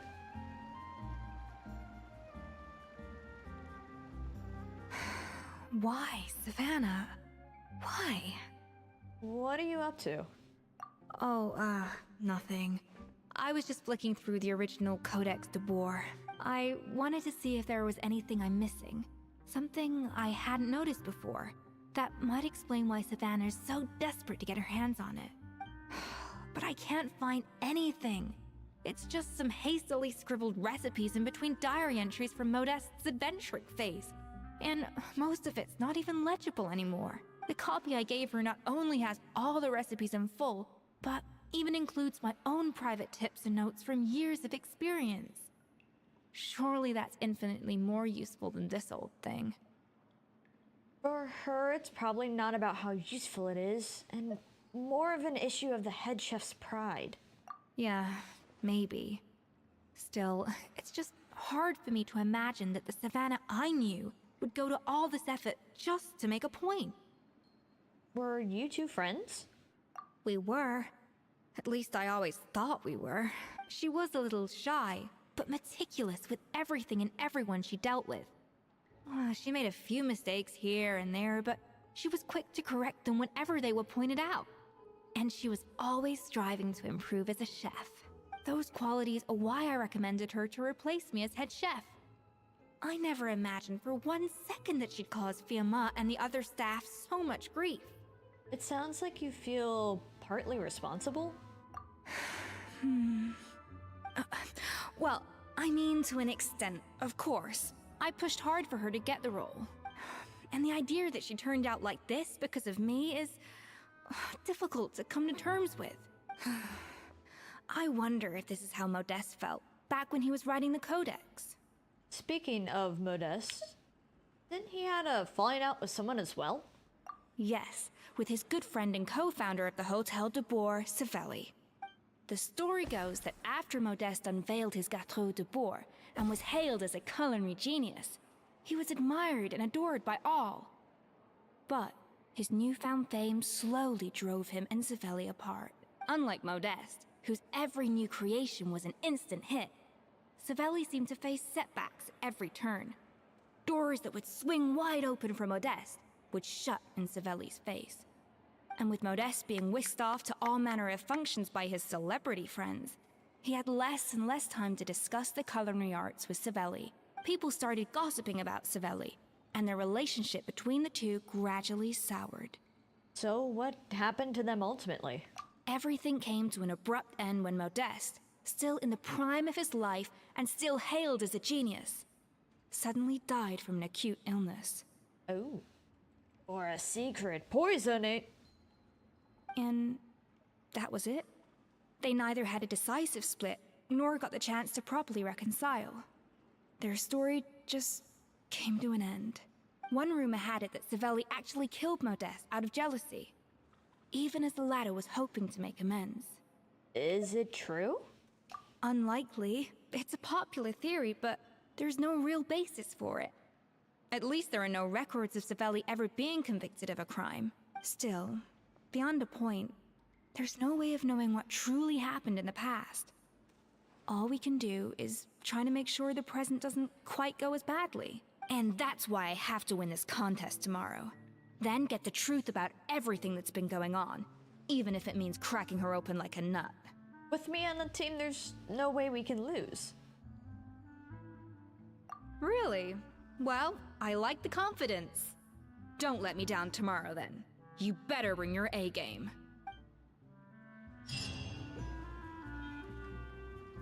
I surely will. Wait until the following day between 12 and 4. Will this count enough? This says the following day, so might have to do it again.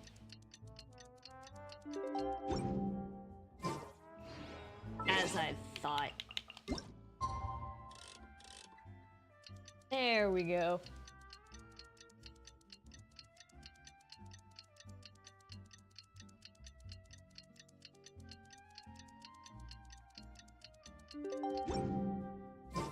It's Cooking Contest Day! To the Hotel de Boer! Toot sweet!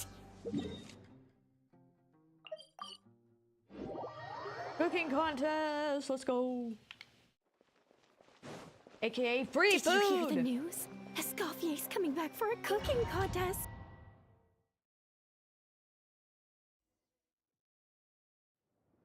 Mesdames et messieurs, welcome one and all to the Hôtel de Bord and to this most exciting of cooking contests. Finish your cake and it went better than expected because I used a piping bag and never used one before.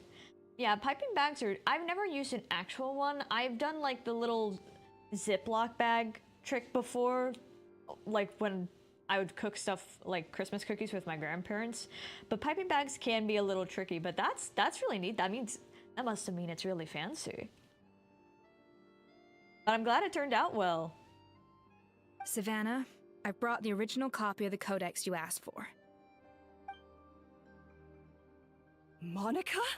Huh. In the interests of fairness, this contest will be conducted in a double-blind format. Once the dishes are complete, they will be sent to the back of the kitchen where they'll each receive a label. The labels will be placed out of sight underneath the plates, only to be revealed after the judges have sampled them and reached a final verdict. This is to ensure that no one will know which dish is made by which contestant.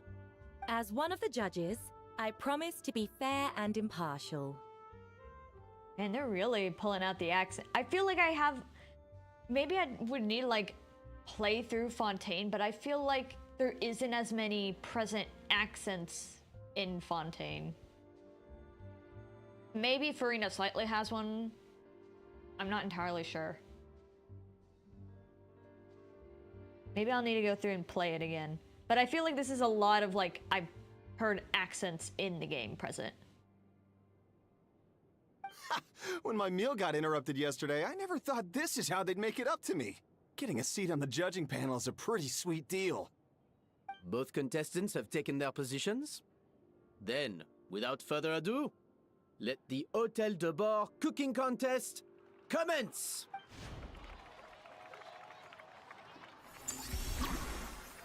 Complete the objective by using the minimum amount of flavoring to achieve blah blah blah.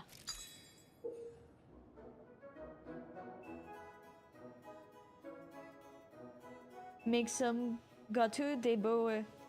God, can't say that right. Using ESCOFFIER's patent precision cooking, you can start the flavoring process at the seasoning table after obtaining the flavorings from the cutting board and the cold press. Both flavoring types must be added in sufficient amounts to ensure the richness of the flavor. Add enough of both before aiming to balance the flavors out. And this dish will be a wrap. Monica, Traveler, it's go time. Let's do this. Alphonse, Gaspar, get to work! Do not disappoint me. Looks like our two head chefs are raring to go. Like an oven on full blast, this competition is quickly heating up. That should be enough flavoring. Now hurry up and balance the flavors. Ooh, I think there's a little too much on accident. That is...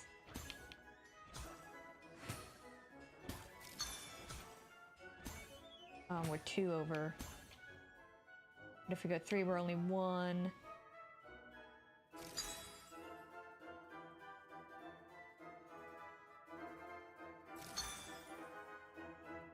That's still gonna be...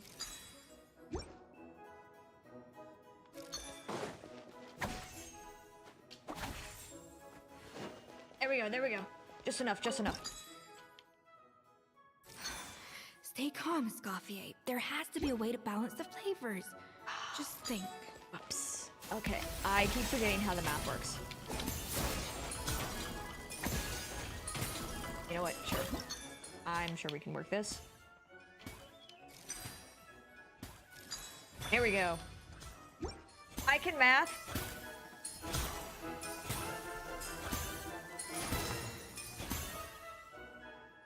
That probably took longer than it needed to, though.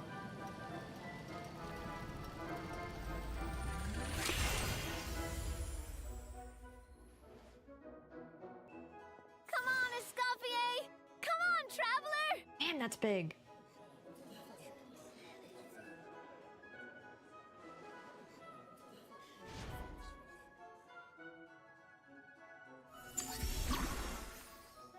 Okay, time to make the next layer.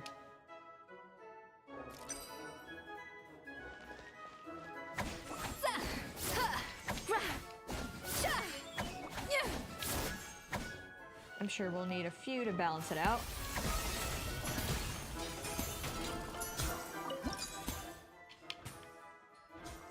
We really just need... The balance of flavors is about right, but the quantity is too low.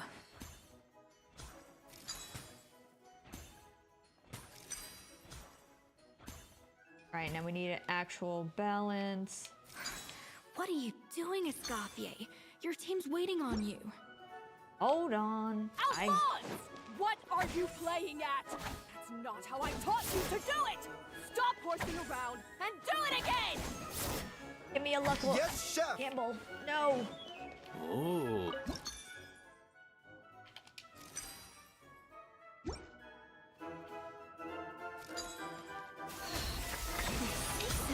What are you doing? Oh, just move over? Gotta focus on it. I didn't know it would just move over. Well, good to know.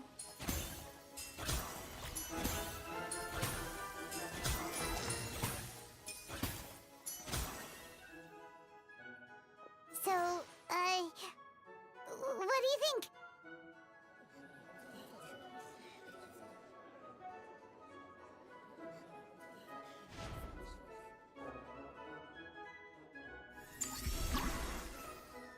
Now for the last one. Hopefully this is quicker. A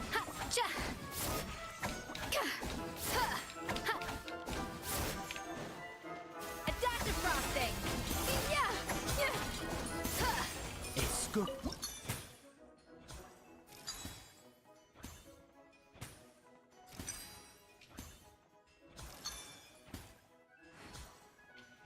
We're definitely gonna need a little more apple. Fruity flavors, my bad. I think this flavor profile is still a little bit off. Enough! Oh, useless! Both of you, make like an egg and feed it! There we go, there we go.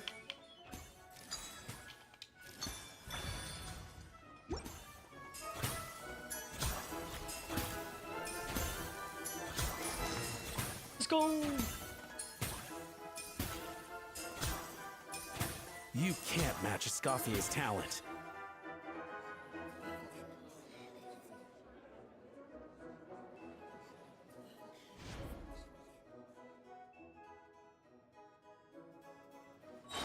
I present to you Gâteau de Bourg.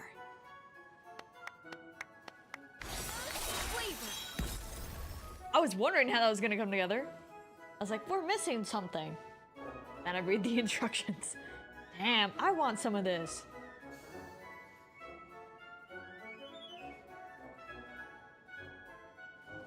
I was just exercising caution. I had to make sure everything was perfect.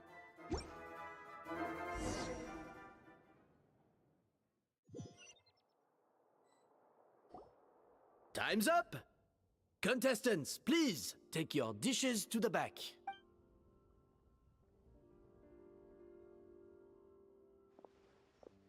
Huh. That guy was right. You really can't tell whose is whose just by looking at them. We both made the same dish after all. For all her flaws, Savannah's a talented chef who earned my recommendation for good reason. She wouldn't screw up something as elementary as the cake's appearance. Whoa! This is really rather good. Wonderfully soft and fluffy. Beautifully sweet. This is a masterclass in how to make Gâteau de Bourg. I'm really curious it's that one addictive stimuli drug is gonna come into play with this. Unless that was just some kind of brief passing mention. I would give this one at least 9.9 out of 10! Only because there's something about the flavor of the base. It's just a little different from the recipe I'm used to. Huh? Really? I couldn't tell. All right, on to gâteau number 2. I haven't had a single bite and already this aroma is a delight to the senses. I have a feeling that this gâteau will be a gâteau for the ages. How exciting! I'm gonna dig in. The other guy's just enjoying the free food. Uh-oh. I think maybe someone got a little carried away when they were adding the sugar. We didn't have Navia on the team, so it shouldn't be us. I hope. Not just the sugar, it's the flavors too. This is all over the place. Who made this? It appears the decision is unanimous. This gâteau is far below the standard we would expect. And Paimon thought this might actually be close. Turns out she can't bake to save her life. Maybe it's because of poor teamwork? She'd spent half the time just berating her staff. Holds on. It shouldn't be us, but in case there's a twist. Something's not right here. Savannah may not be perfect, but no way is she this sloppy. I can now declare that the creator of the first gâteau has won this cooking contest. Now, all that remains is to turn the plate over and reveal the chef's name underneath. What? It's Savannah? No, that's impossible! Hey, Savannah! You cheated, didn't you? You cheater! That's a serious accusation, Paimon, in a contest. There's probably a reason. Reasonable explanation, let's hope. What did you do? Oh, you swapped the plates, didn't you? Well, someone's a sore loser. These cakes went from the oven to the judge's table without me ever laying a finger on them. And everyone here can attest to that. It was Vannagem's staff who labeled them in the kitchen. If you're looking to accuse someone, why don't you start with them? Isn't it more likely that ESCOFFIER's lost her edge? Oh, or maybe her assistants let the team down. I hope the whole time and everything didn't actually make a difference in how the story goes. I'm sure it didn't, but I do hope that wasn't an affecting part of that. You take that back! Judges, we demand a rematch. That's enough! What's done is done. As head chef, or rather as team lead, I take responsibility for the dish I served. Whatever went wrong and however it happened, I should have spotted it. Savannah, I didn't think you'd stoop this low just to beat me in a bake-off. What happened to your chef's pride? I don't know what you're talking about. Really? If you want the Codex de Boer that much, you can have it. Escoffier, no! But you must promise me that you'll apologize to Firma and compensate him for everything you put him through. It's a little late to be negotiating terms. The contest is over and I won. That means you owe me the Codex, and I owe you nothing. Look, Savannah, you may have fooled everyone else, but can you really fool yourself? What I'm offering is to accept defeat without looking to expose what you've done. Oh, what did she do? But only on the condition that you promise to stop putting so much pressure on your staff. Fine. I'll treat this as your final handover of duties from one head chef to the next. So, will that be all, ex-head chef?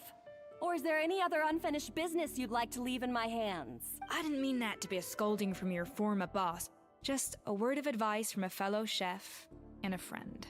But I don't know if you're even open to input from other people anymore. I know what I'm doing. I don't need your advice. All right, fine. I'm glad to hear it.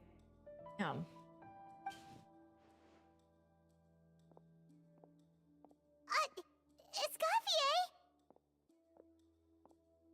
The Codex de Boer! Finally. Now, at long last, I will succeed. Escoffier? How could you let her get away with this? Yeah! The Codex is a souvenir of your time here. Doesn't that mean anything to you? It's alright. It was just a bake-off, not the end of the world. I'm already over it. Besides, it's not all bad. She agreed to compensate Firma. That's mission accomplished for the Spina. Honestly, if I'd have known that giving her the Codex would solve everything, I'd have just done that in the first place. I mean, why bother with the whole cooking contest? It's such a waste of time and energy. But ESCOFFIER. Privately, I'm sure she's devastated. But what's done is done. No. No! This doesn't make any sense! Huh? That's it? No secrets, no nothing? I don't believe it! This can't be happening. So she really was thinking there was some secret thing that made ESCOFFIER so much better, but no, it's just talent. Oh, Chef Savannah! Savannah? Damn, she passed out from it too. It's nothing life-threatening. Just a lot of pent-up stress and exhaustion. Oh, I knew it. Pent-up stress? The truth is, however hard she might be on the rest of us, the person she puts the most pressure on is herself. Yes, there are nights when she makes us redo things over and over into the wee hours. But for her, it's every night. She'll hide herself away in the kitchen, working on new techniques and recipes, and only realize how long she's been at it when we come to work the following morning. Damn. It's hard work, but like, you gotta give yourself some time to sleep. But why? Why would she do that? Our best guess is she doesn't want to be seen as less of a chef than ESCOFFIER. And there it is. Even so, that's no excuse for taking her anger out on the rest of you. Yeah, and it's definitely no excuse for cheating in the cooking contest. Huh, about that, we honestly have no idea how she did it. We were focused on our own work the whole time, like she asked. Well, I mean, you look over at Monica, but... Leone and Algalia were the ones I tasked with labeling the cakes. I've already spoken to them both. They're at a loss to explain it too. Not to worry. Come on, join me downstairs. I'll interrogate the guilty gâteau myself.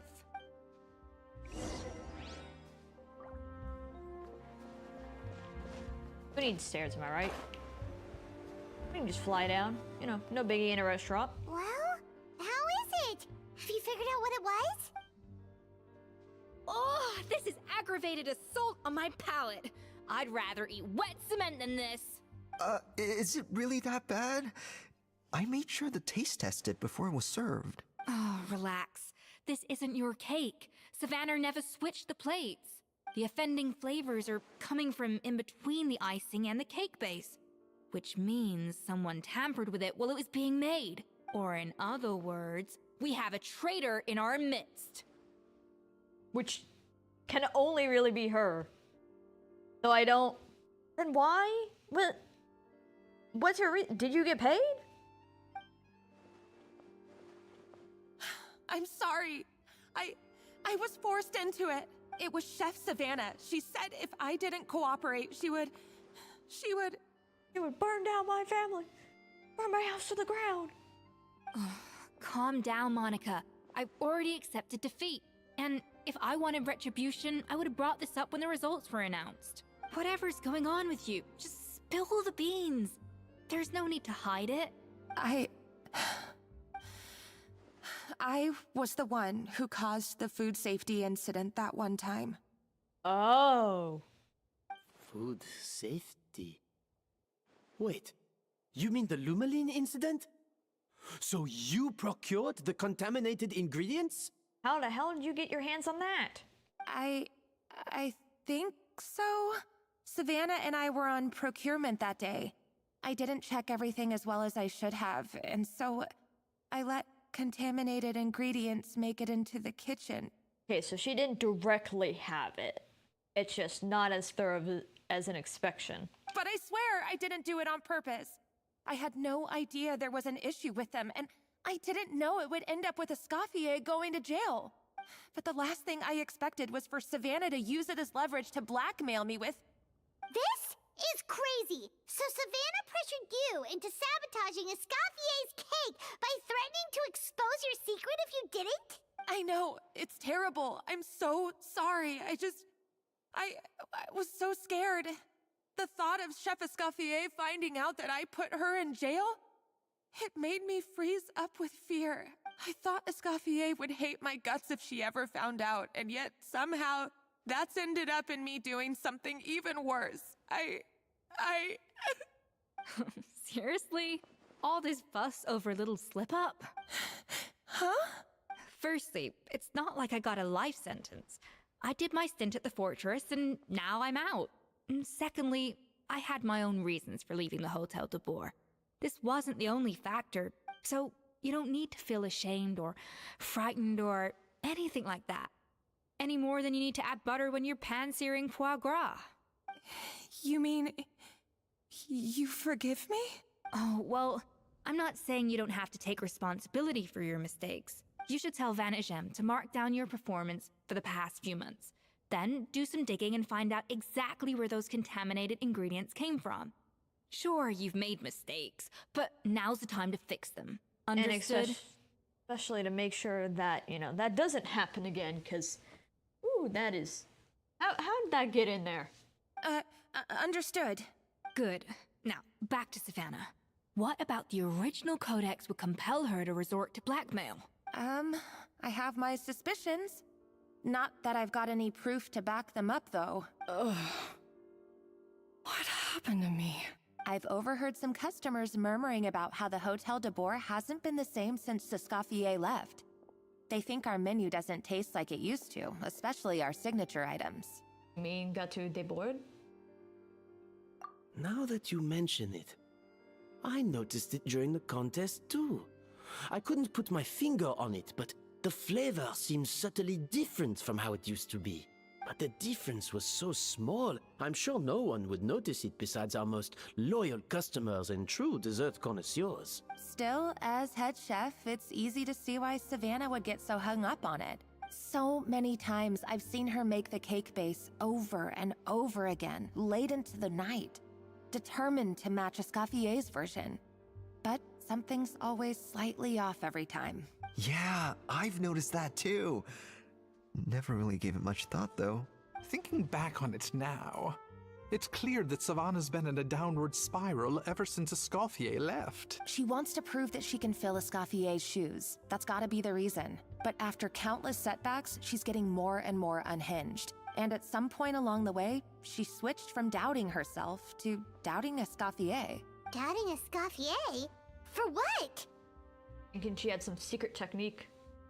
He thought the codex from Escoffier was fake. Yeah, it would explain why she was bent on getting the original at any cost. She must have thought Escoffier purposely omitted key details from her recipes when she copied them out. Also, she could retain her place as the #1 chef in Fontaine, the only one privy to all the secrets of the trade. Oh, for goodness sake. What a stupid idea. Of course.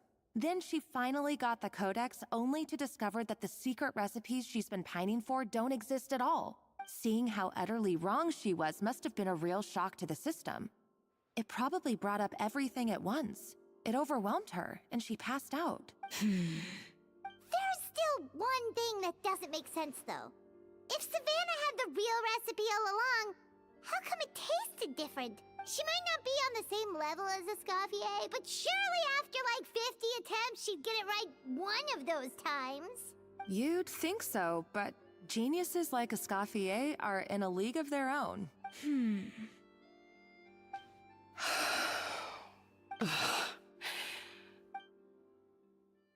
She's keeping the true recipe to herself. New head chef, you say? What's her name? I don't think I've heard of her before. I wonder, can the Hotel de Boer keep its edge without Escoffier at the helm? This tastes different from last time. Is it undercooked or something? Yeah, it was definitely a chef's pride thing all along. Get your hands on the codex, no matter what it takes. Take this. It's a copy of the Codex de Boer. From now on, you will be its keeper. Don't listen to the doubters. If I say you can do it, then you can do it. Even if you don't believe in yourself, at least believe in me. Hey, did you hear me? Once I'm gone, the restaurant is all yours. So you let the Lumeline into the kitchen. I probably mispronounced that. All this time, I've been blaming other people, but maybe I'm the problem.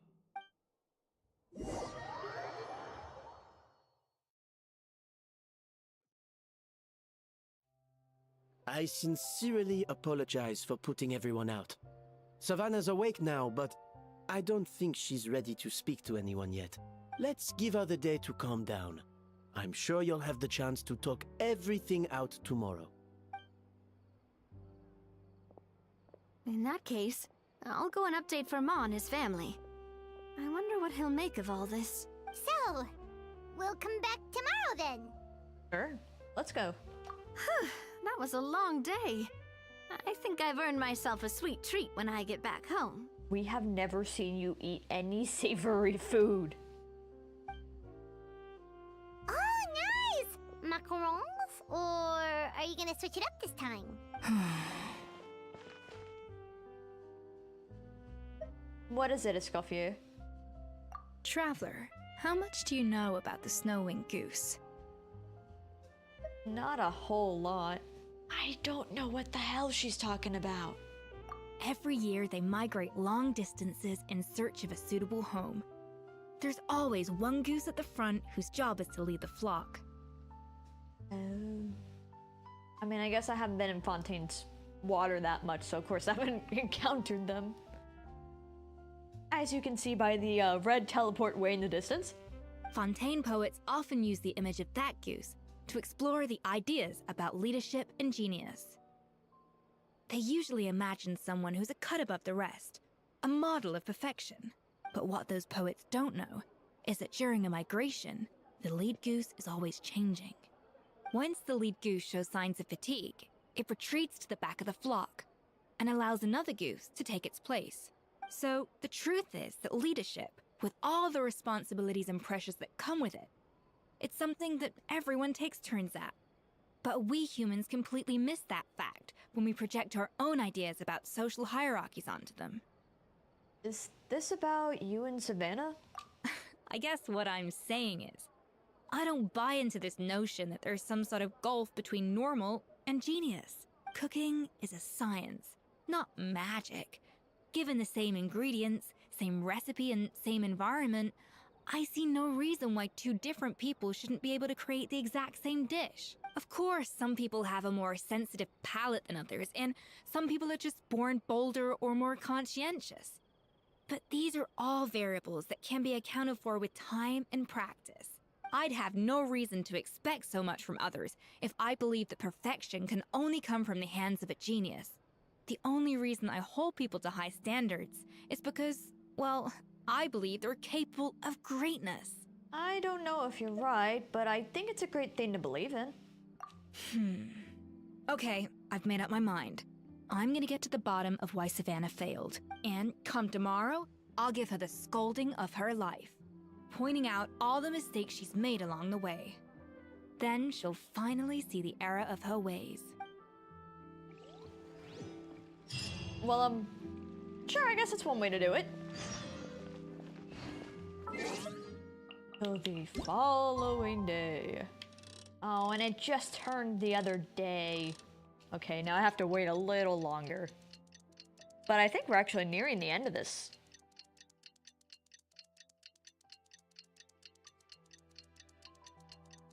I think. But story quests nowadays are, 2 hours typically.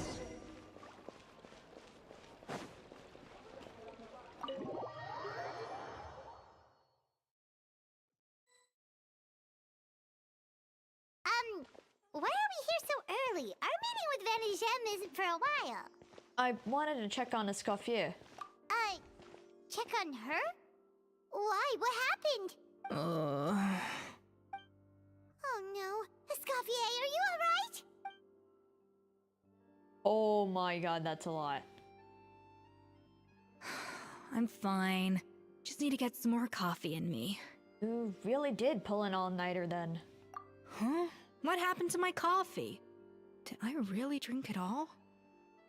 Let me get you a fresh one. For now, you should get some rest. Alright. Thanks. I appreciate it. Oh, just well, right there. There's cooking facilities here. Or we could just grab a cup of coffee from Cafe Lutece, but either way, hurry! Coffee.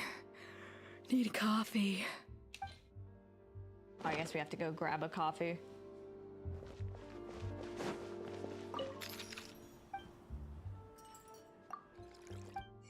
Can we just buy one, or... I'm gonna guess we actually have to make it. Okay. I hope I have a recipe for that. If there's a working oven around here... Yes, there is. Do I have one?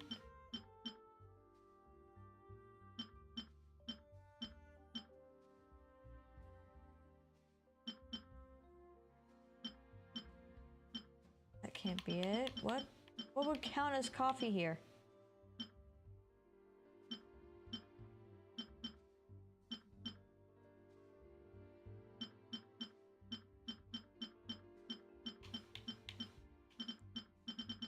Do I have the recipe?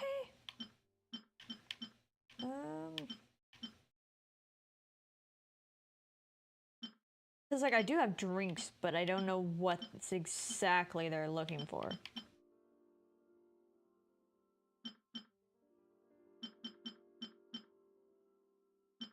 That's hoping I have it. I'm almost wondering if I don't. Let me look this up real quick. When will Liddy and Lynette do another show? Forget about me. This is gotta make sure Lynette stays away from the tracks. If you want tea or water, just help yourselves.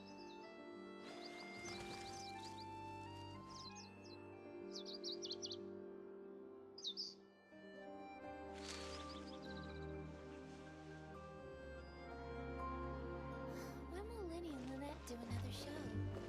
Oh, I didn't even realize that some of the dots are...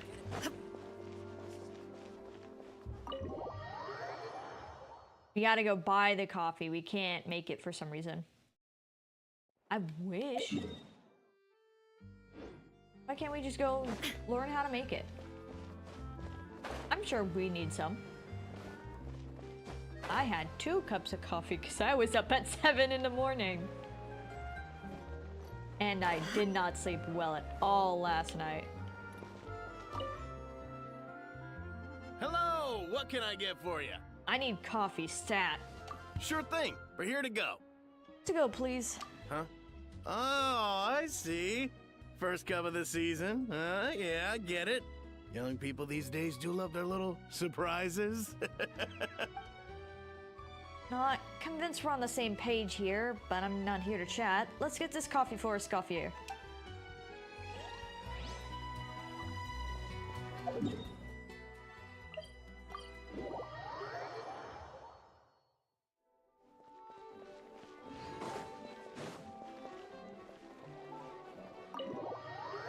I'm almost thinking about having a 3rd cup of coffee, but by the time I would, it'd be too late.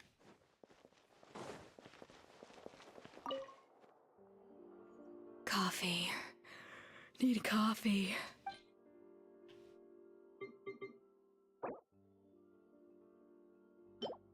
Oh, we just got the grounds? We didn't... Okay. Oh, I smell coffee. I feel much better now. Thank you so much, Traveler in Paimon. Glad to hear it. But make sure to catch up on your sleep when you get the chance. How goes the investigation? I think I figured out where the problem lies. Honestly, it's ridiculous. I don't know whether to laugh or cry. Wait, what investigation? What are you guys talking about? I'll save it for when everyone else gets here. It's so stupidly small. I can't believe it's caused so much drama. And yet, look at this kitchen. It seems like you have your own share of failed experiments last night. Yes, except my failures were stepping stones to success. Escoffier! Have you seen Savannah? Huh? No, not since yesterday. Why? What's wrong? After seeing her home yesterday, we were all a little concerned about how she was doing. So, I dropped by her place early this morning to check on her, only to find an empty house with the doors wide open. Who kidnapped? Why? I left Alphonse and the others to keep watch at her home, while I checked the Hotel de Bord. I'm worried something bad might have happened. If she's not here, then where could she be? Boss, Escoffier, bad news. Alphonse? You're supposed to be keeping watch at Savannah's house. We were, but then, just after you left, we found this stuff in her house. Oh, looks like a map with a bunch of random places circled. What does it mean? Wait a second. This feels familiar. I'm sure these places are all connected somehow. Of course, from the Codex. They're all places that Modeste explored on his adventures. Modeste, the founder of Hotel de Bord? Yeah, but I don't understand. The adventure logs in the Codex are too fragmented to be of any use. How come this map shows all the missing details? The Codex de Bord? Then, this place marked in red out at sea. Could that be the fabled birthplace of Gâteau de Bord? Seriously? So now she set her sights on finding the original recipe and beating Escoffier that way? Geez, Savannah. Anything to overcome a gâteau plateau, huh? Ugh, idiot. Does she have a death wish? Those ruins are thousands of years old. Hold on, there's more. Besides the map, we also found these letters. Skimming over this. So it looks like this is between Savannah and Monica, maybe?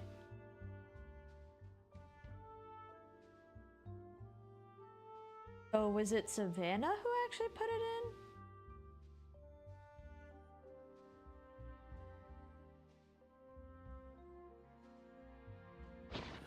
It was you. You let the Lumaline through, didn't you? It sounds like a threat letter. Does this mean that Savannah was responsible for the safety incident? And not Monica after all? Retrieve the Codex by any means necessary. So the cooking contest and the cheating. Someone else was behind her pulling the strings? She's keeping the true recipe to herself. Ugh, this is all such a mess. Paimon needs a second to process this. First, we thought that Savannah forced Monica to cheat in the cooking contest. But now, it turns out that someone else forced Savannah to force Monica to cheat? So, did Savannah blackmail Monica? Or is it the other way around? Meanwhile, somewhere deep beneath the sea... You're finally here. Of course. I should have put 2 and 2 together as soon as I read your threat letter. The food safety incident. The demand for a cooking contest. The instruction to blackmail Monica. Even the suggestion that Escoffier was keeping secrets from me. It was all part of your grand plan, wasn't it, Monica? What grand plan? Okay, what's the motives here? Need to know the motives.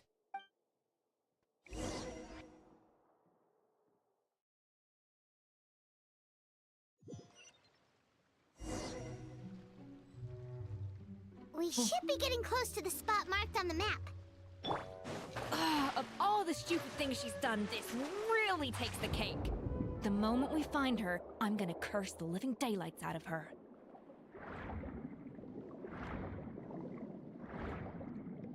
Just what's the motive for Monica to be doing this?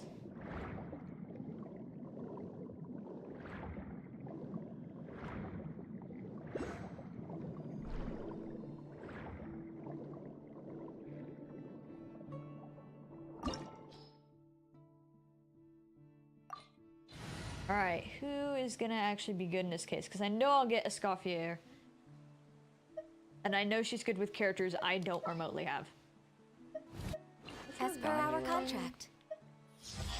And... Sure. Sooner we're done, the better.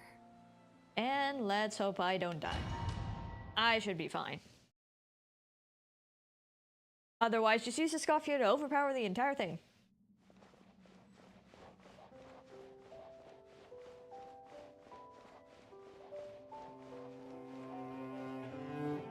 Man, this is one pretty place.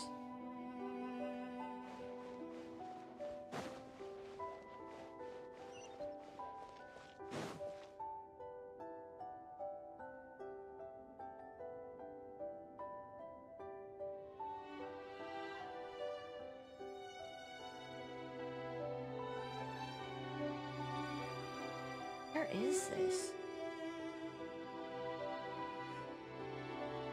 Whoa! This place looks like an underwater restaurant, doesn't it? Suddenly, the idea of an adventure chef finding secret ingredients makes a whole lot more sense. I think Modest's codex mentioned this place. A public bath from the time of Remoria. So yeah, definitely the kind of place that would have served food and drinks. Huh? Some blubber beasts have come to join the party? How did they get here? They're just like, how did you get here? Aw, they ran off! Guess they're not used to seeing humans. Let's head in further. That could be easier said than done. Something's blocking the entrance. Well, did Modeste mention it in his adventure logs by any chance? They must have gotten through somehow. Oh, it's time to do puzzles. Good point. Yes, that's right. It's coming back to me now.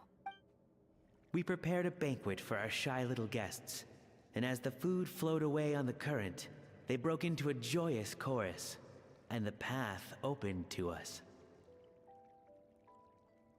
Mom's birthday present arrived and your dad arrived smart. Oh, nice! Man, that's a lot of birthdays happening. Lots of parties though, and I hope both your parents have good birthdays, and the friend you were making a cake for. Man, that's a lot of fun. That's alright on holidays too, dang. Well, you know. Wait, did this everywhere celebrates New Year, right? I think so.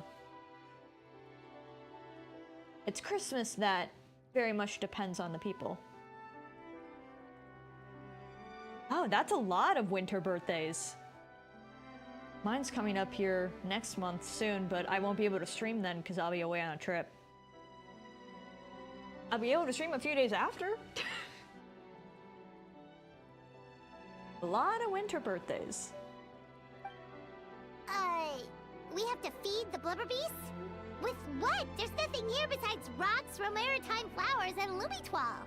See, this is why you should always bring snacks. You never know when you're gonna need them. Now we have to head all the way back to shore and grab some. There's no time for that. Romaritime flowers and lumitoile will have to do. They may not look appetizing to us, but who knows? They could be blubber beast delicacies. Wait, we're seriously gonna try this? I mean, it's just plants. Oh wow, we really are just cooking. Off to the freezer! Yeah! Yeah!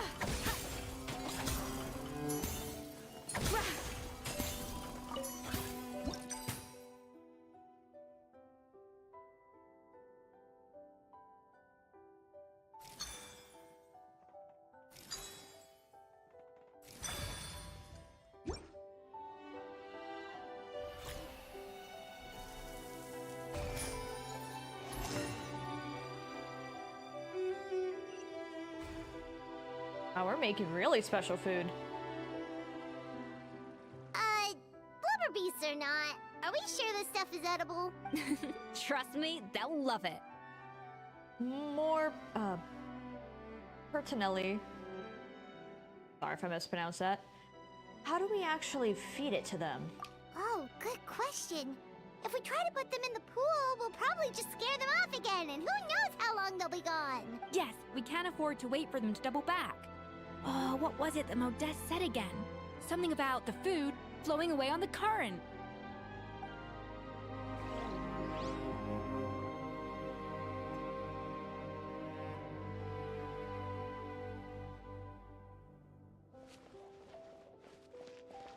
What is it? Alright, we'll get the first one going.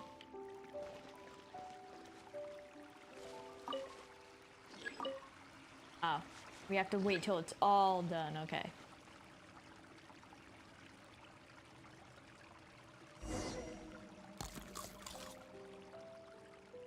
Wow, it's really singing! It must taste better than Paimon thought!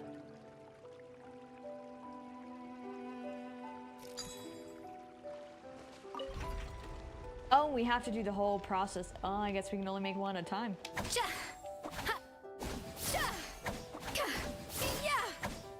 The track's turned back again. Oh, so annoying.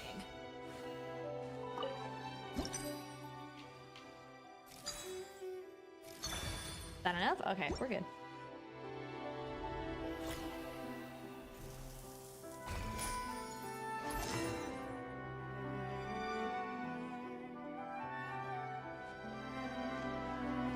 What in it?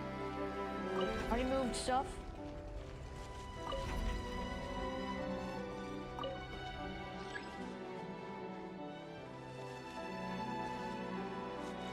Wait, did I do something wrong? Oh, it's like really timed. Go, go, go, go, go.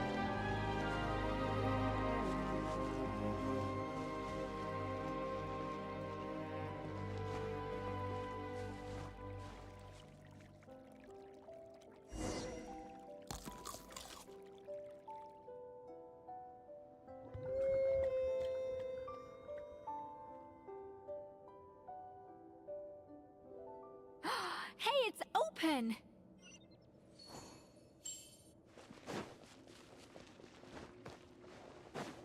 Goodies, let's go.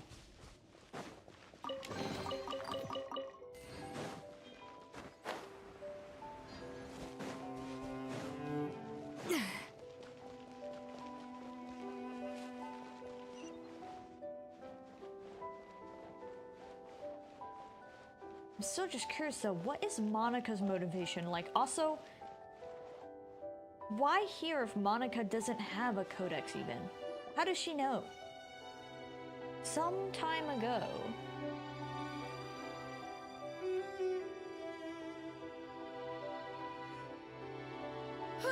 Hey, give me your water. Here. I said your water, the one you just drank out of? Sure.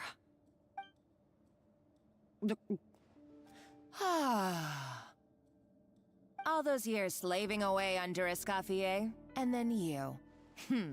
Today, it's finally paying off. Not only have I found the ruin that Savelli kept hidden, but I also get to boss you around like my little lapdog. Hey, go scout ahead for me. If we need to do any more blast tunneling, I want to know where to lay the explosives. Did you not hear me? Get going. Why don't you do it yourself? Oh, when did you learn to fight back? You're always so compliant when I give you instructions by letter. That's because you threatened to expose me for the Lumiline incident. I swear, if I'd known what you were planning, I'd never have... Ha! Don't be so self-righteous. Admit it, you've always been jealous of ESCOFFIER. That's why you lapped up everything I told you. You were terrified of her finding out about your part in the Lumiline incident, and you resented the way her reputation hung over you. So you jumped at the chance to convince yourself that she was the villain, that she deliberately hid her secret recipes from you just to hold you back. It was the only excuse you needed to justify getting back at her. God damn, what a personality switch. Jesus. I mean, I guess it is Fontaine, the place of drama. First, idolization, then jealousy, suspicion, and self-deception. That's what this comes down to. It was the same story with Savelli and my ancestor. He offered Modeste his friendship, only to murder him out of vanity. Oh. I knew one of them was going to be related. I knew something would turn out, but I wasn't suspecting Monica. And I didn't expect direct murder. I was expecting maybe poisoning. Unless they're just using the same words. He promised to explore the world with him, only to later destroy all records of their adventures. It's a miracle I even found this place. You have no idea the countless hours I spent piecing it all together. So you see, you're no better than Savelli. If you can't beat him, betray him, right? I am no Savelli, nor will I ever be. Oh, put a lid on it. You really think you can absolve yourself of your vindictive and jealous behavior now? Just because you finally realized that ESCOFFIER never kept any secrets from you? You didn't show any remorse when she left, or in the cooking contest. Why start now? You have no right to redemption. You're right. I don't deserve her forgiveness. But I am done being bullied into submission by you! Ooh, feisty. But you should watch your tone. Talking to me like that could get you in big trouble. I somehow doubt that. Since I poisoned both our water bottles. What? Ever since I learned the truth. I've been biding my time, waiting for this moment. You've played me like a fiddle for so long, and now this is payback! But you drank it too. It's what we both deserve. This is the price we must pay for betraying ESCOFFIER. You'll die here with me, Monica! You.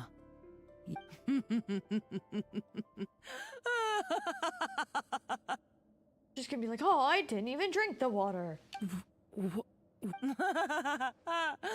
Oh, you're too much. I thought I'd play along for a bit just to amuse myself. You gave a very rousing performance. I saw your dumb plan a mile off. There's no poison in these bottles, just clean, fresh water. No. Revenge is a dish best served cold, you know? Did you really think your half-baked plot would fool me? You're a lousy chef, and you make a lousy villain, too. A complete waste of space. No wonder you never amounted to anything. Everything I ever did was a failure. And now, I failed again, for the last time. Hey, why don't you try your hand at being a comedian in your next life? You got a good laugh out of me. But now the show's over. You should have just done like I asked, Savannah. All I wanted you to do was scout the ruins for me. But you had your chance, and now it's time to say goodbye. Stop right there! Let her go, Monica! We've got you surrounded! ESCOFFIER? Ugh, looks like I'll have to keep you around for a little longer. You can't! Stay back if you want her alive! ESCOFFIER and the Traveler. I can't take you both on in combat, but if you so much as flinch, I can end Savannah's life in a heartbeat. Monica, what are you hoping to achieve by this? You're about to commit murder, and for what? A recipe? A recipe? You chefs are all blinded by your myopic focus on kitchen affairs. Well, some of us actually have bigger fish to fry. Modeste had a secret. The truth behind his so-called genius, the je ne sais quoi factor in his Gâteau de Bourg, and it's right here in these ruins. Are you serious? You're here because of a Gâteau de Bourg obsession? You've gone completely mad. I couldn't care less about the cake itself. No, the real treasure is the secret ingredient that Modeste sourced from these ruins. That explains why we're in the ruins. He and Savelli were fools. A priceless treasure of Remoria in the palms of their hands, and they thought, ooh, this would go great in our cake mix. We're talking about a powerful stimulant that also sharpens the senses. That's no cooking ingredient. It's a groundbreaking drug. That's right, I've done my research. It was a drug that Remoria developed for their war machine. I could make a killing by selling it to the treasure hoarders or the Fatui. Will you listen to yourself? You're completely delusional. My eyes are wide open. Just wait till I get my hands on this treasure. You'll see what a fool you've been.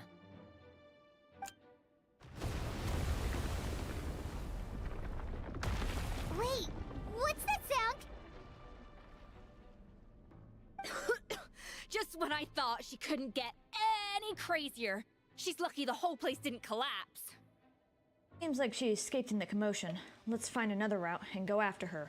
Uh-oh, Savannah's gone too! Monica must have taken her. Oh, what a coward. She's only taken her hostage because she knows that she's no match for you.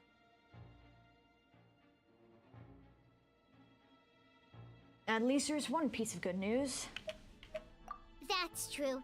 Even if she finds the treasure, she'll need Savannah alive if she wants to get out of here in one piece. Oh, well, our path's been blocked, so let's look for another route. Hold on just a second before we do that. My work schedule just came out. My hours got like chopped in frickin' half. Supposed to have way more than I do now. Not like I can do much about it. But it still sucks.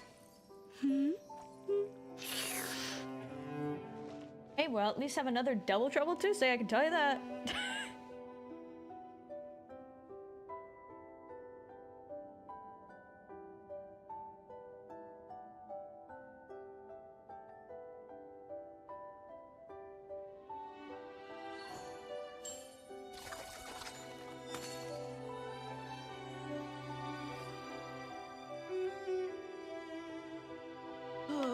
So fun.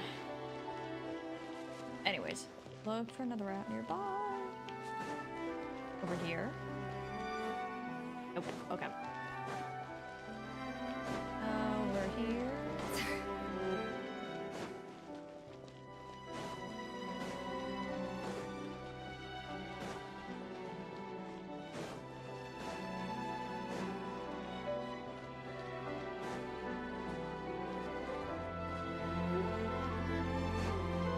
Unless...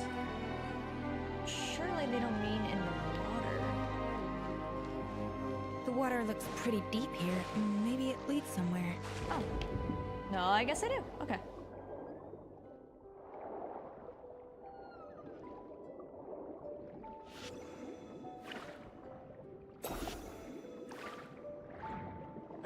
We gotta get a little bit closer. Okay. Oops. That. Oh! That tells you how long it's been since I've messed with any of the creatures here. Just let me pick up the goods. Just let me pick up the goods, please. It's really hard to drive underwater. Anyways, see you crabs later. We don't need to fight. We're fine.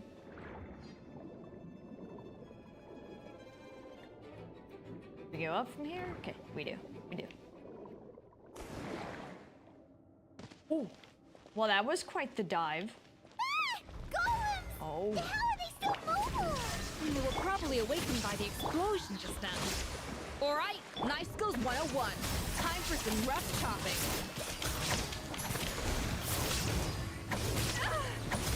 Show no fear.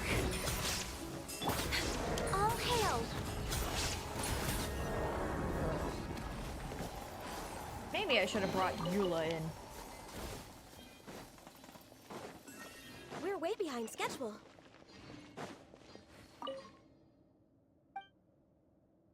I totally read that.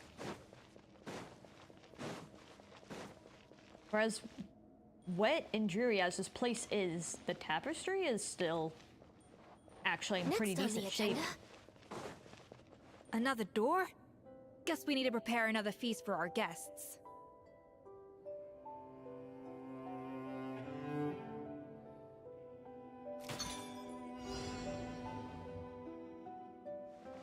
Oh my god.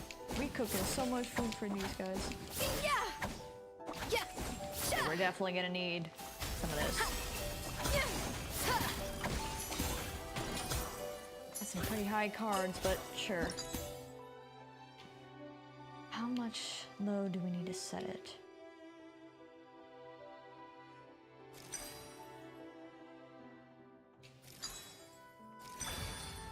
I can math!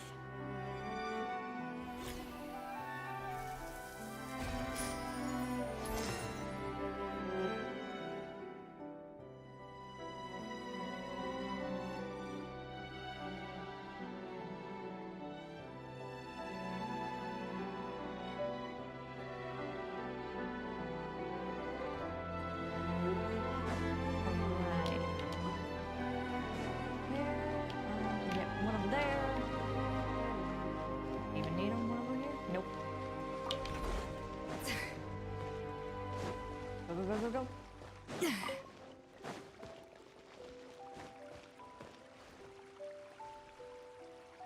Alright, smooth delivery.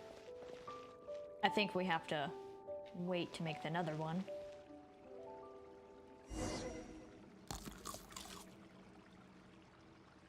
It seems to really like the texture of Rome maritime flowers.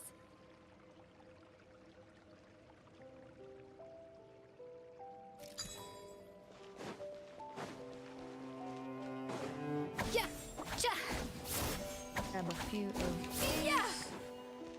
A little of this. Grab some of these. Alright.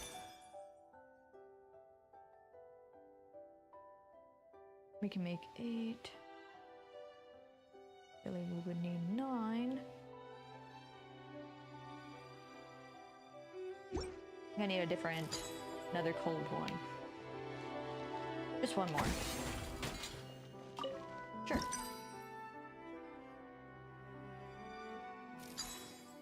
Another 8.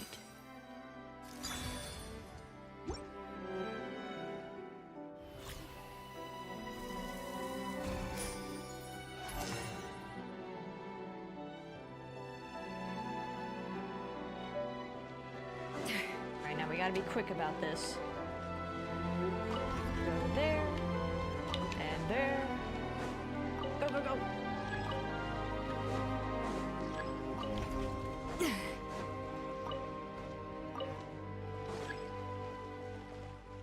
Oh, shoot, we have to do 2?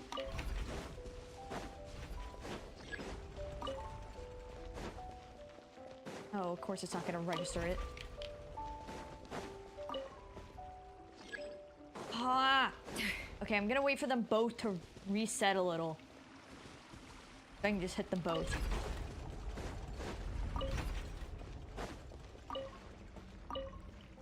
Go, go, go.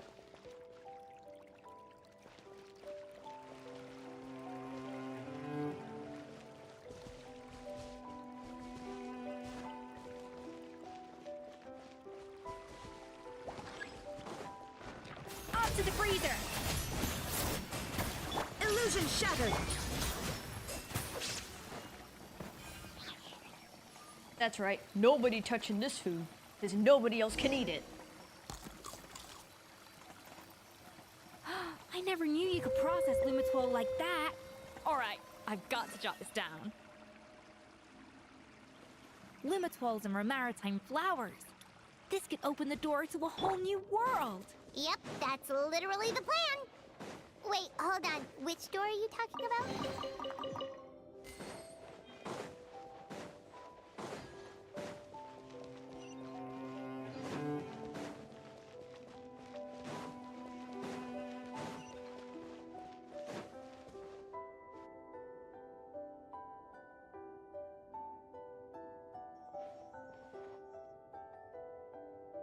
That's strange.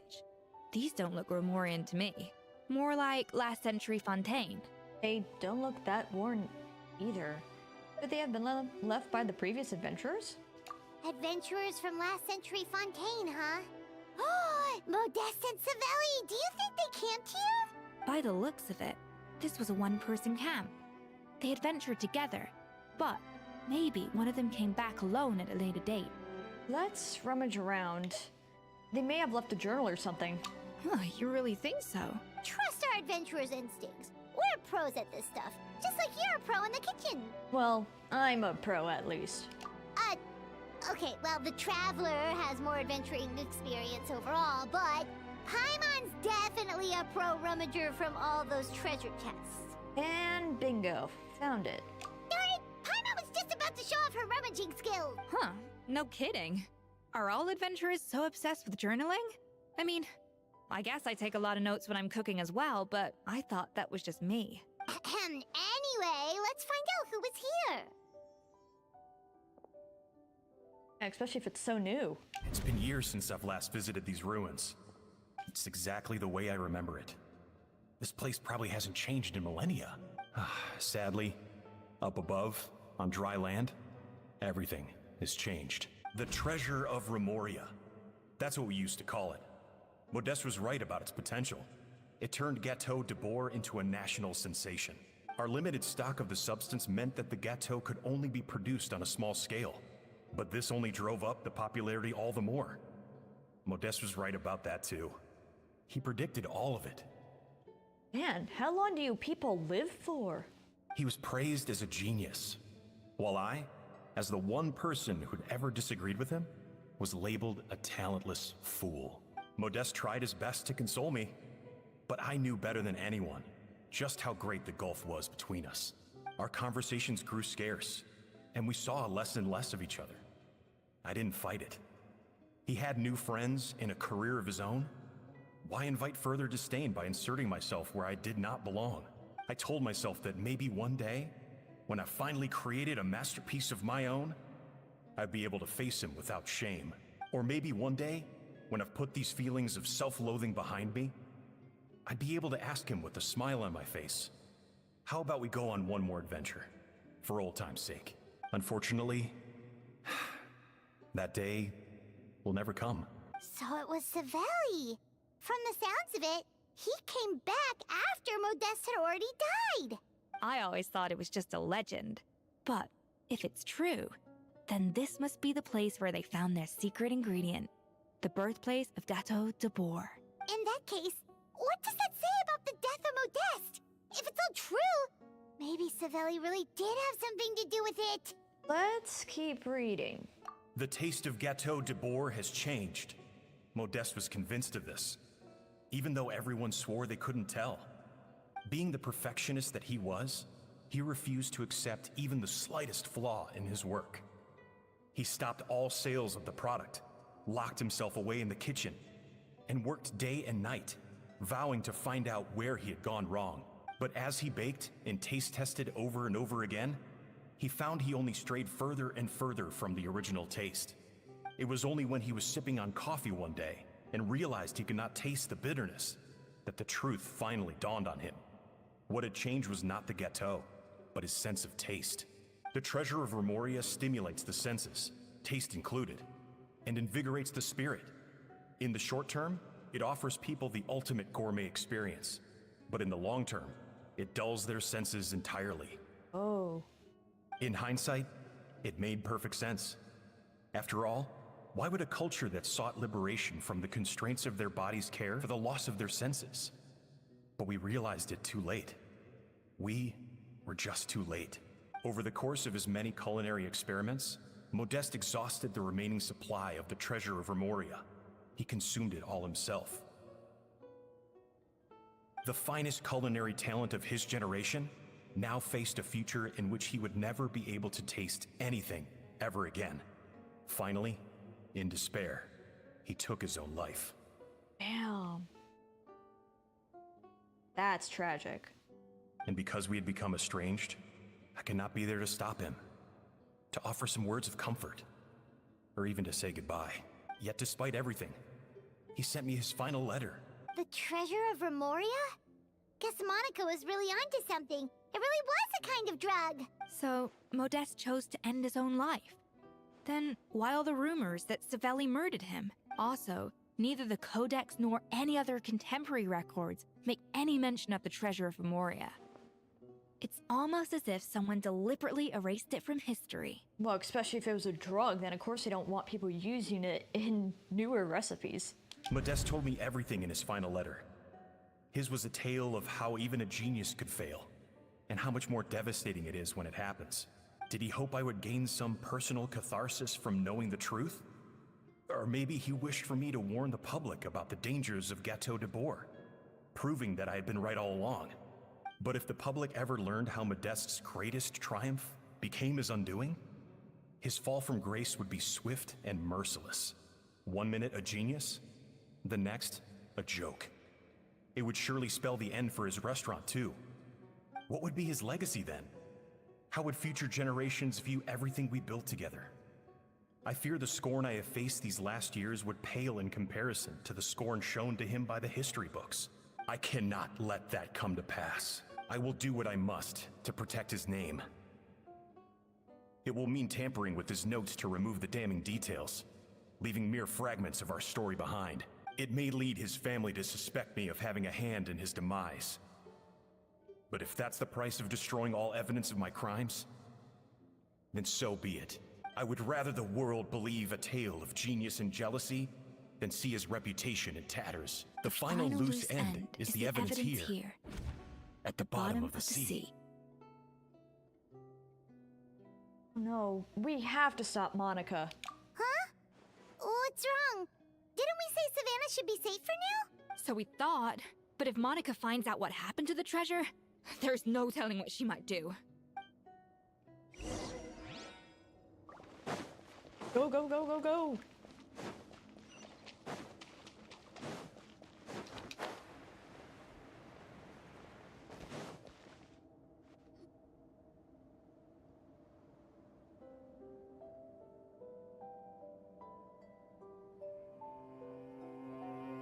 The treasure of Remoria.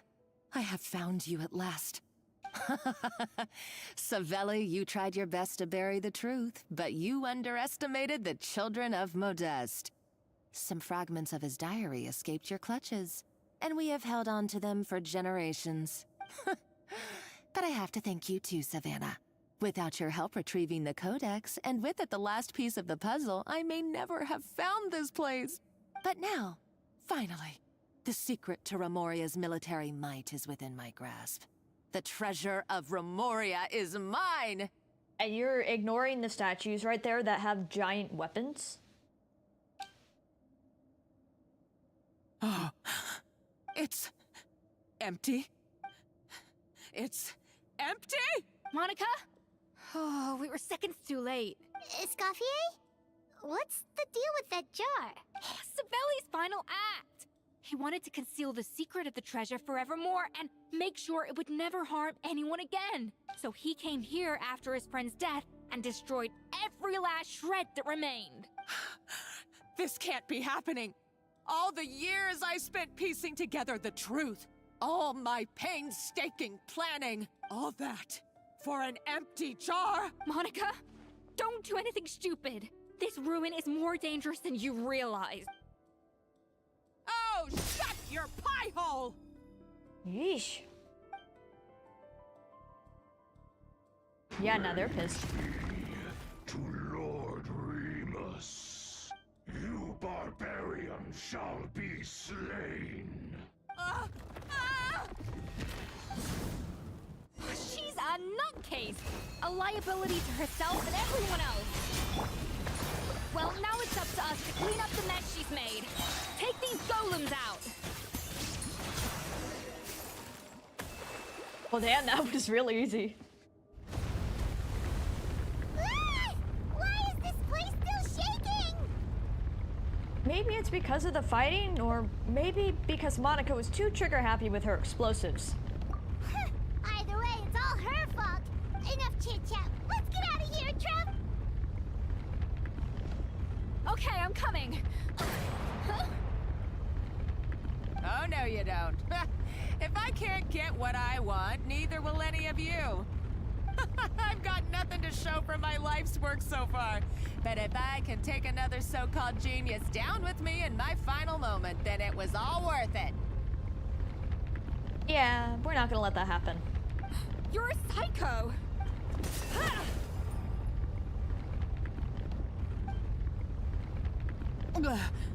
Savannah? When did you wake up? I may be a lousy chef, but it looks like I'm not a complete waste of space. Hey, we need to go. We're out of time. Traveler? Okay, let's go!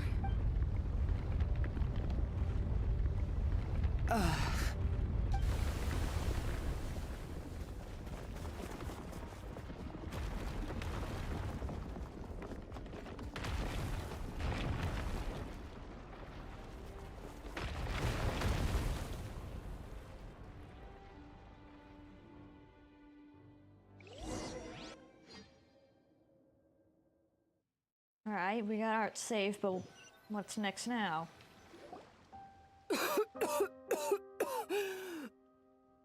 Escoffier! Savannah! Traveler! And Paimon! Vgen, what are you all doing here? What did you expect us to do? Stay at the restaurant and sit on our merry derrieres? While the Traveler and Escoffier were out here risking their lives? We had to do something. Even though that something ended up being, well, waiting for you here instead. I don't deserve any of you. And I certainly don't deserve to be your head chef. It was my fault Escoffier had to leave.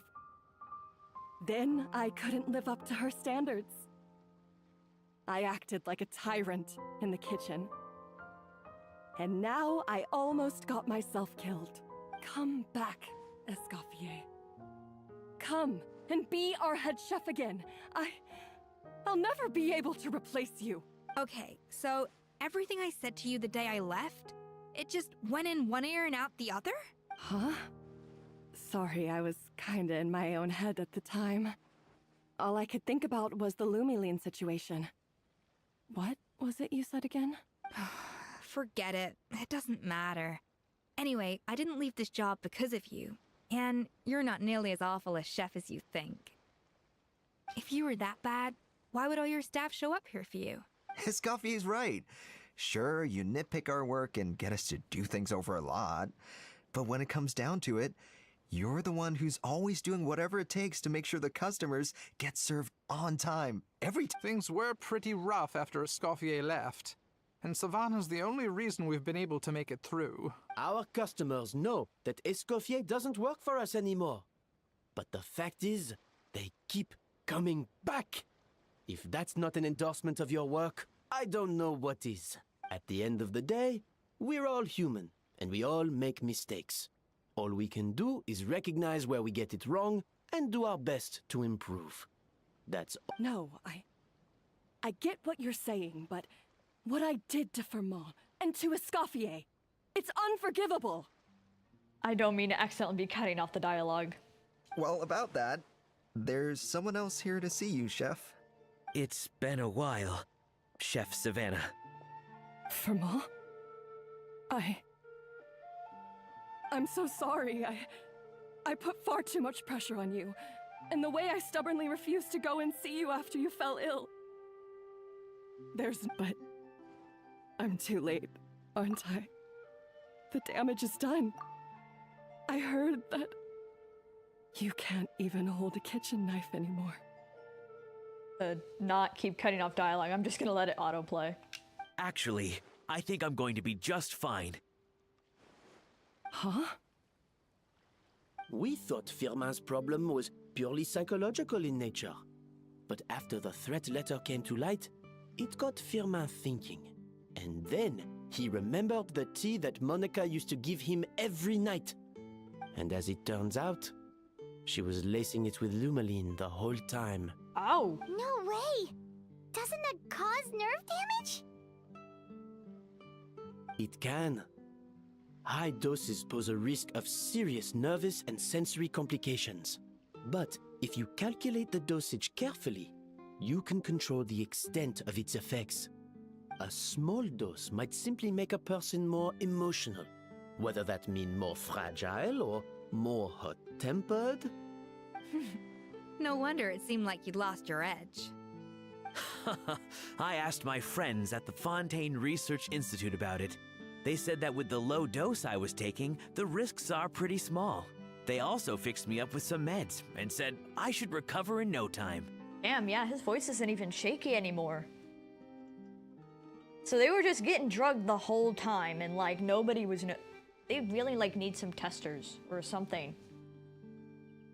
Like machine testers, not like old English people testers that would test for poison before royalty gets served. You're already sounding a lot more confident. Well, that's what happens when you give someone a little bit of hope to cling on to. There's more. We believe that Firma was likely not Monica's only victim. You mean she poisoned me too? Oh, so that's why Savannah's been so irritable this whole time. Let's not be too quick to blame everything on the Lumiline. That stuff can only amplify what's already there. So tasty food will seem like the most delicious thing in the world, while food you don't particularly care for will become utterly revolting. So you better make sure you reflect on your behavior and apologize to every single person you've wronged. I will. I'm sorry. There's still one question that's really bugging me. Why is it that no matter what I do, my Gâteau de Bourg never tastes the same as yours? Is it just... I mean, is it because you're a genius and I'm not? It's because the heating element in your oven is broken, you silly goose. What?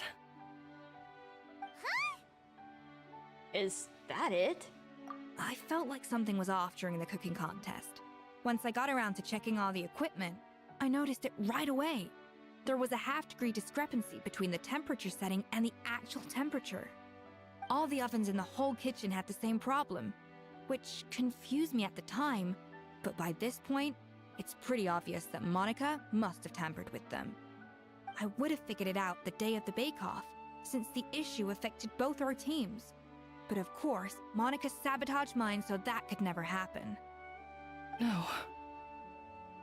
I spent so long trying to find out where I was going wrong, and then you pinpoint the problem in just one night? It all comes back to one simple, undeniable truth. You're a genius, and I'm just plain old Savannah. You're more than just an NPC. Oh, cut it out! Stop the woe is me act for a second and just think. I came up with this recipe. You don't think that might have something to do with it? Do you know how long I spent perfecting my Gâteau de Bourg? 3 years! 3 whole years! I know this dish inside out, back to front and upside down. And you've been head chef now for what, 6 months? If that? A couple hundred failed attempts, and you're gonna throw in the kitchen towel and declare you'll never be successful because you're not a genius.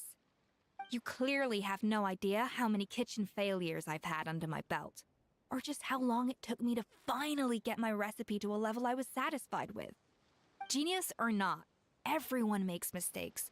Modeste did, Savelli did, everyone does. You're only a lousy chef if you don't face up to your mistakes, learn from them, and then keep chipping away until you crack the problem once and for all. Surely you haven't forgotten all that. You were no lousy chef back when I handed you the reins. I haven't forgotten. And I'll make sure I never do. That's our head chef. Ha ha! Sounds like we won't need another changing of the guard in the Hotel de Bourg kitchen anytime soon. Huzzah! What a perfect ending to a crazy journey. Look how happy everyone is. So you got your mojo back now? Yeah. Thanks to you, ESCOFFIER. In fact, no. Thanks to all of you. Aw, friends again. So nice to see them finally settle their beef. Yeah, it's nice, but maybe not all their beef. Good. So now that's out of the way. It's time for payback. You cheated in our last bake-off, and I demand a rematch right now.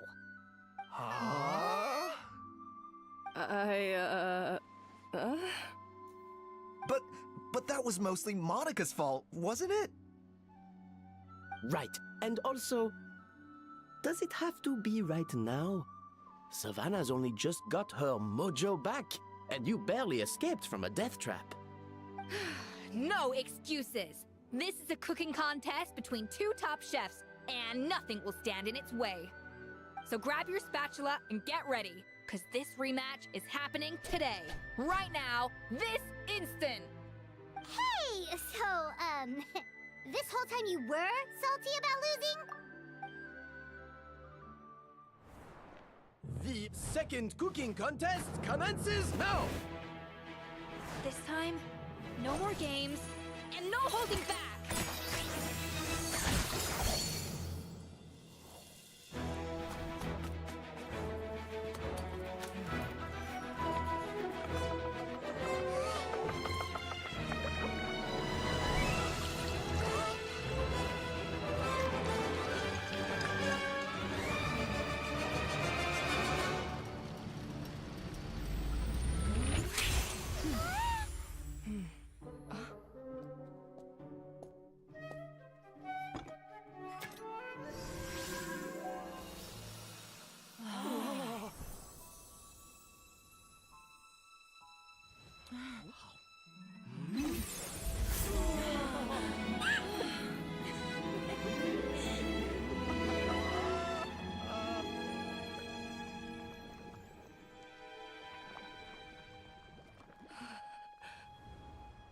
I feel like I don't have the right to be here. Hey, what are you so afraid of? You can't unbake it now. And if you don't serve it, then good or bad, you'll never find out how to improve. If you're too scared to fail, you'll never know what real success tastes like. So? Embrace your failure. Taste it. Digest it. That's the way to success. I don't know. Sounds like it's easier said than done. I'll do it.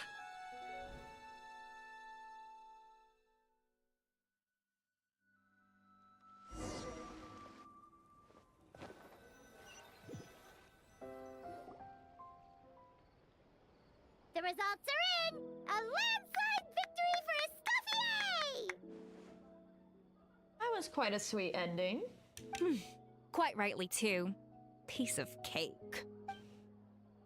Tyrell seems very happy with the results. Oh yeah, look at that! Savannah looks pretty chipper too, considering she lost. This wasn't for you, was it? You did this for Savannah's sake. Now, where were we? Yes.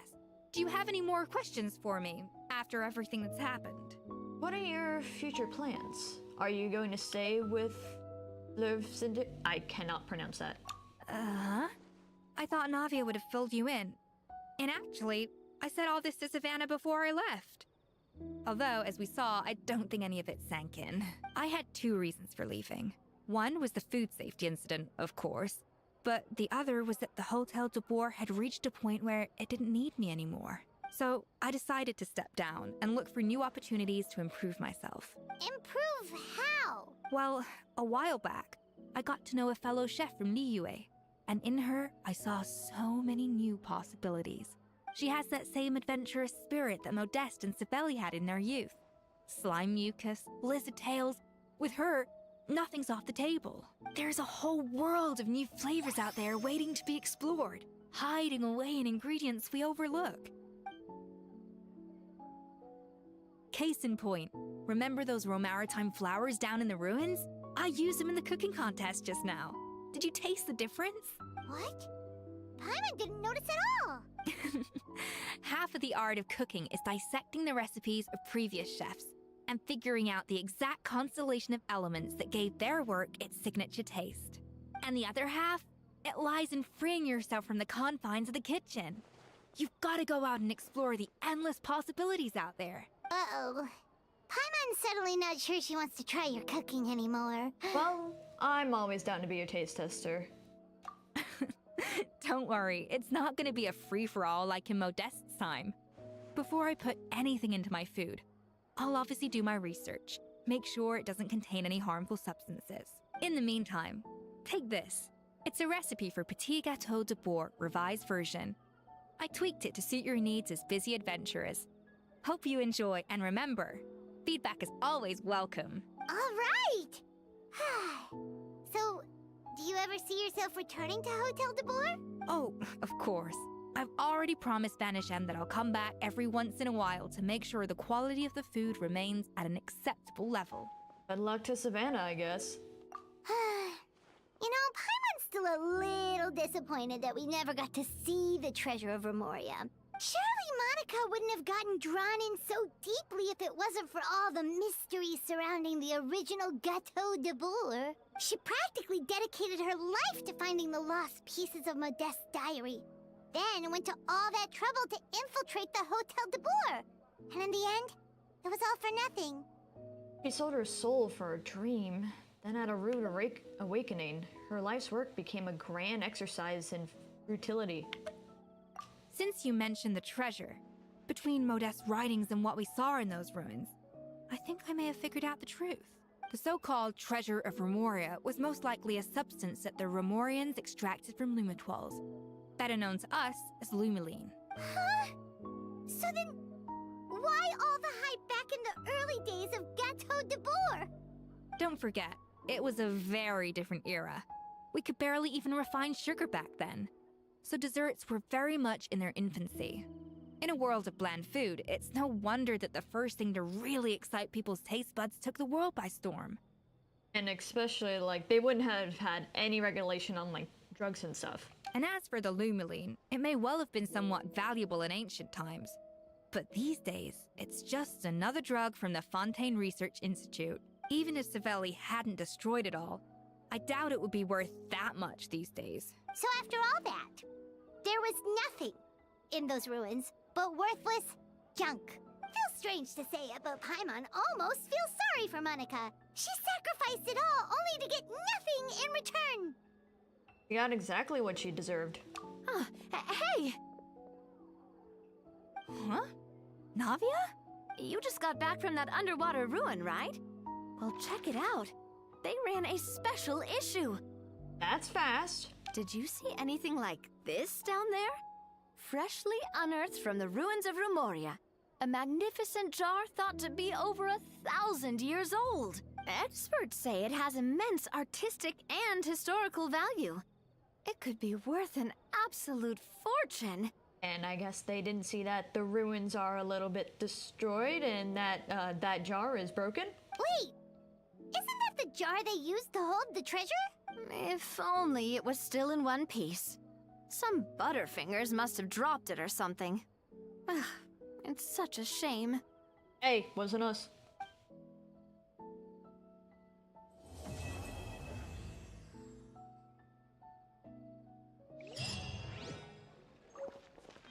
So she's more like a kind Gordon Ramsay. That's not what I was expecting her personality to be, but, you know, not unwelcome. I think that's it for today. That was a lot. I do still have a stream later though, however, I will definitely need to push that back. Because that is going to be way too close to now. I still haven't eaten yet. But I do thank you all for staying with me in the Haven for so long. I'll be trying to squeeze in what Durin Quest I can before I leave, and it seems to have plenty of time. Later at 8 p.m. CST, I'll be doing a Phasmophobia stream as they still have their winter event going on. I'm pushing it to 8. The schedule does say 6, but I'm pushing it to 8 because I need time to eat. Here is my Blue Sky in Twitter for... I'm posting art only to Blue Sky now. But that's where I tend to post the schedules or any updates about anything, which I'm going to have to do right after this. And I think that wraps everything up. So I do thank you all for joining me in the Haven today. We had a lot of fun story questing, and hopefully Durin's story quest next time is a little bit longer for the 3rd chapter. I will see you guys later. Bye bye!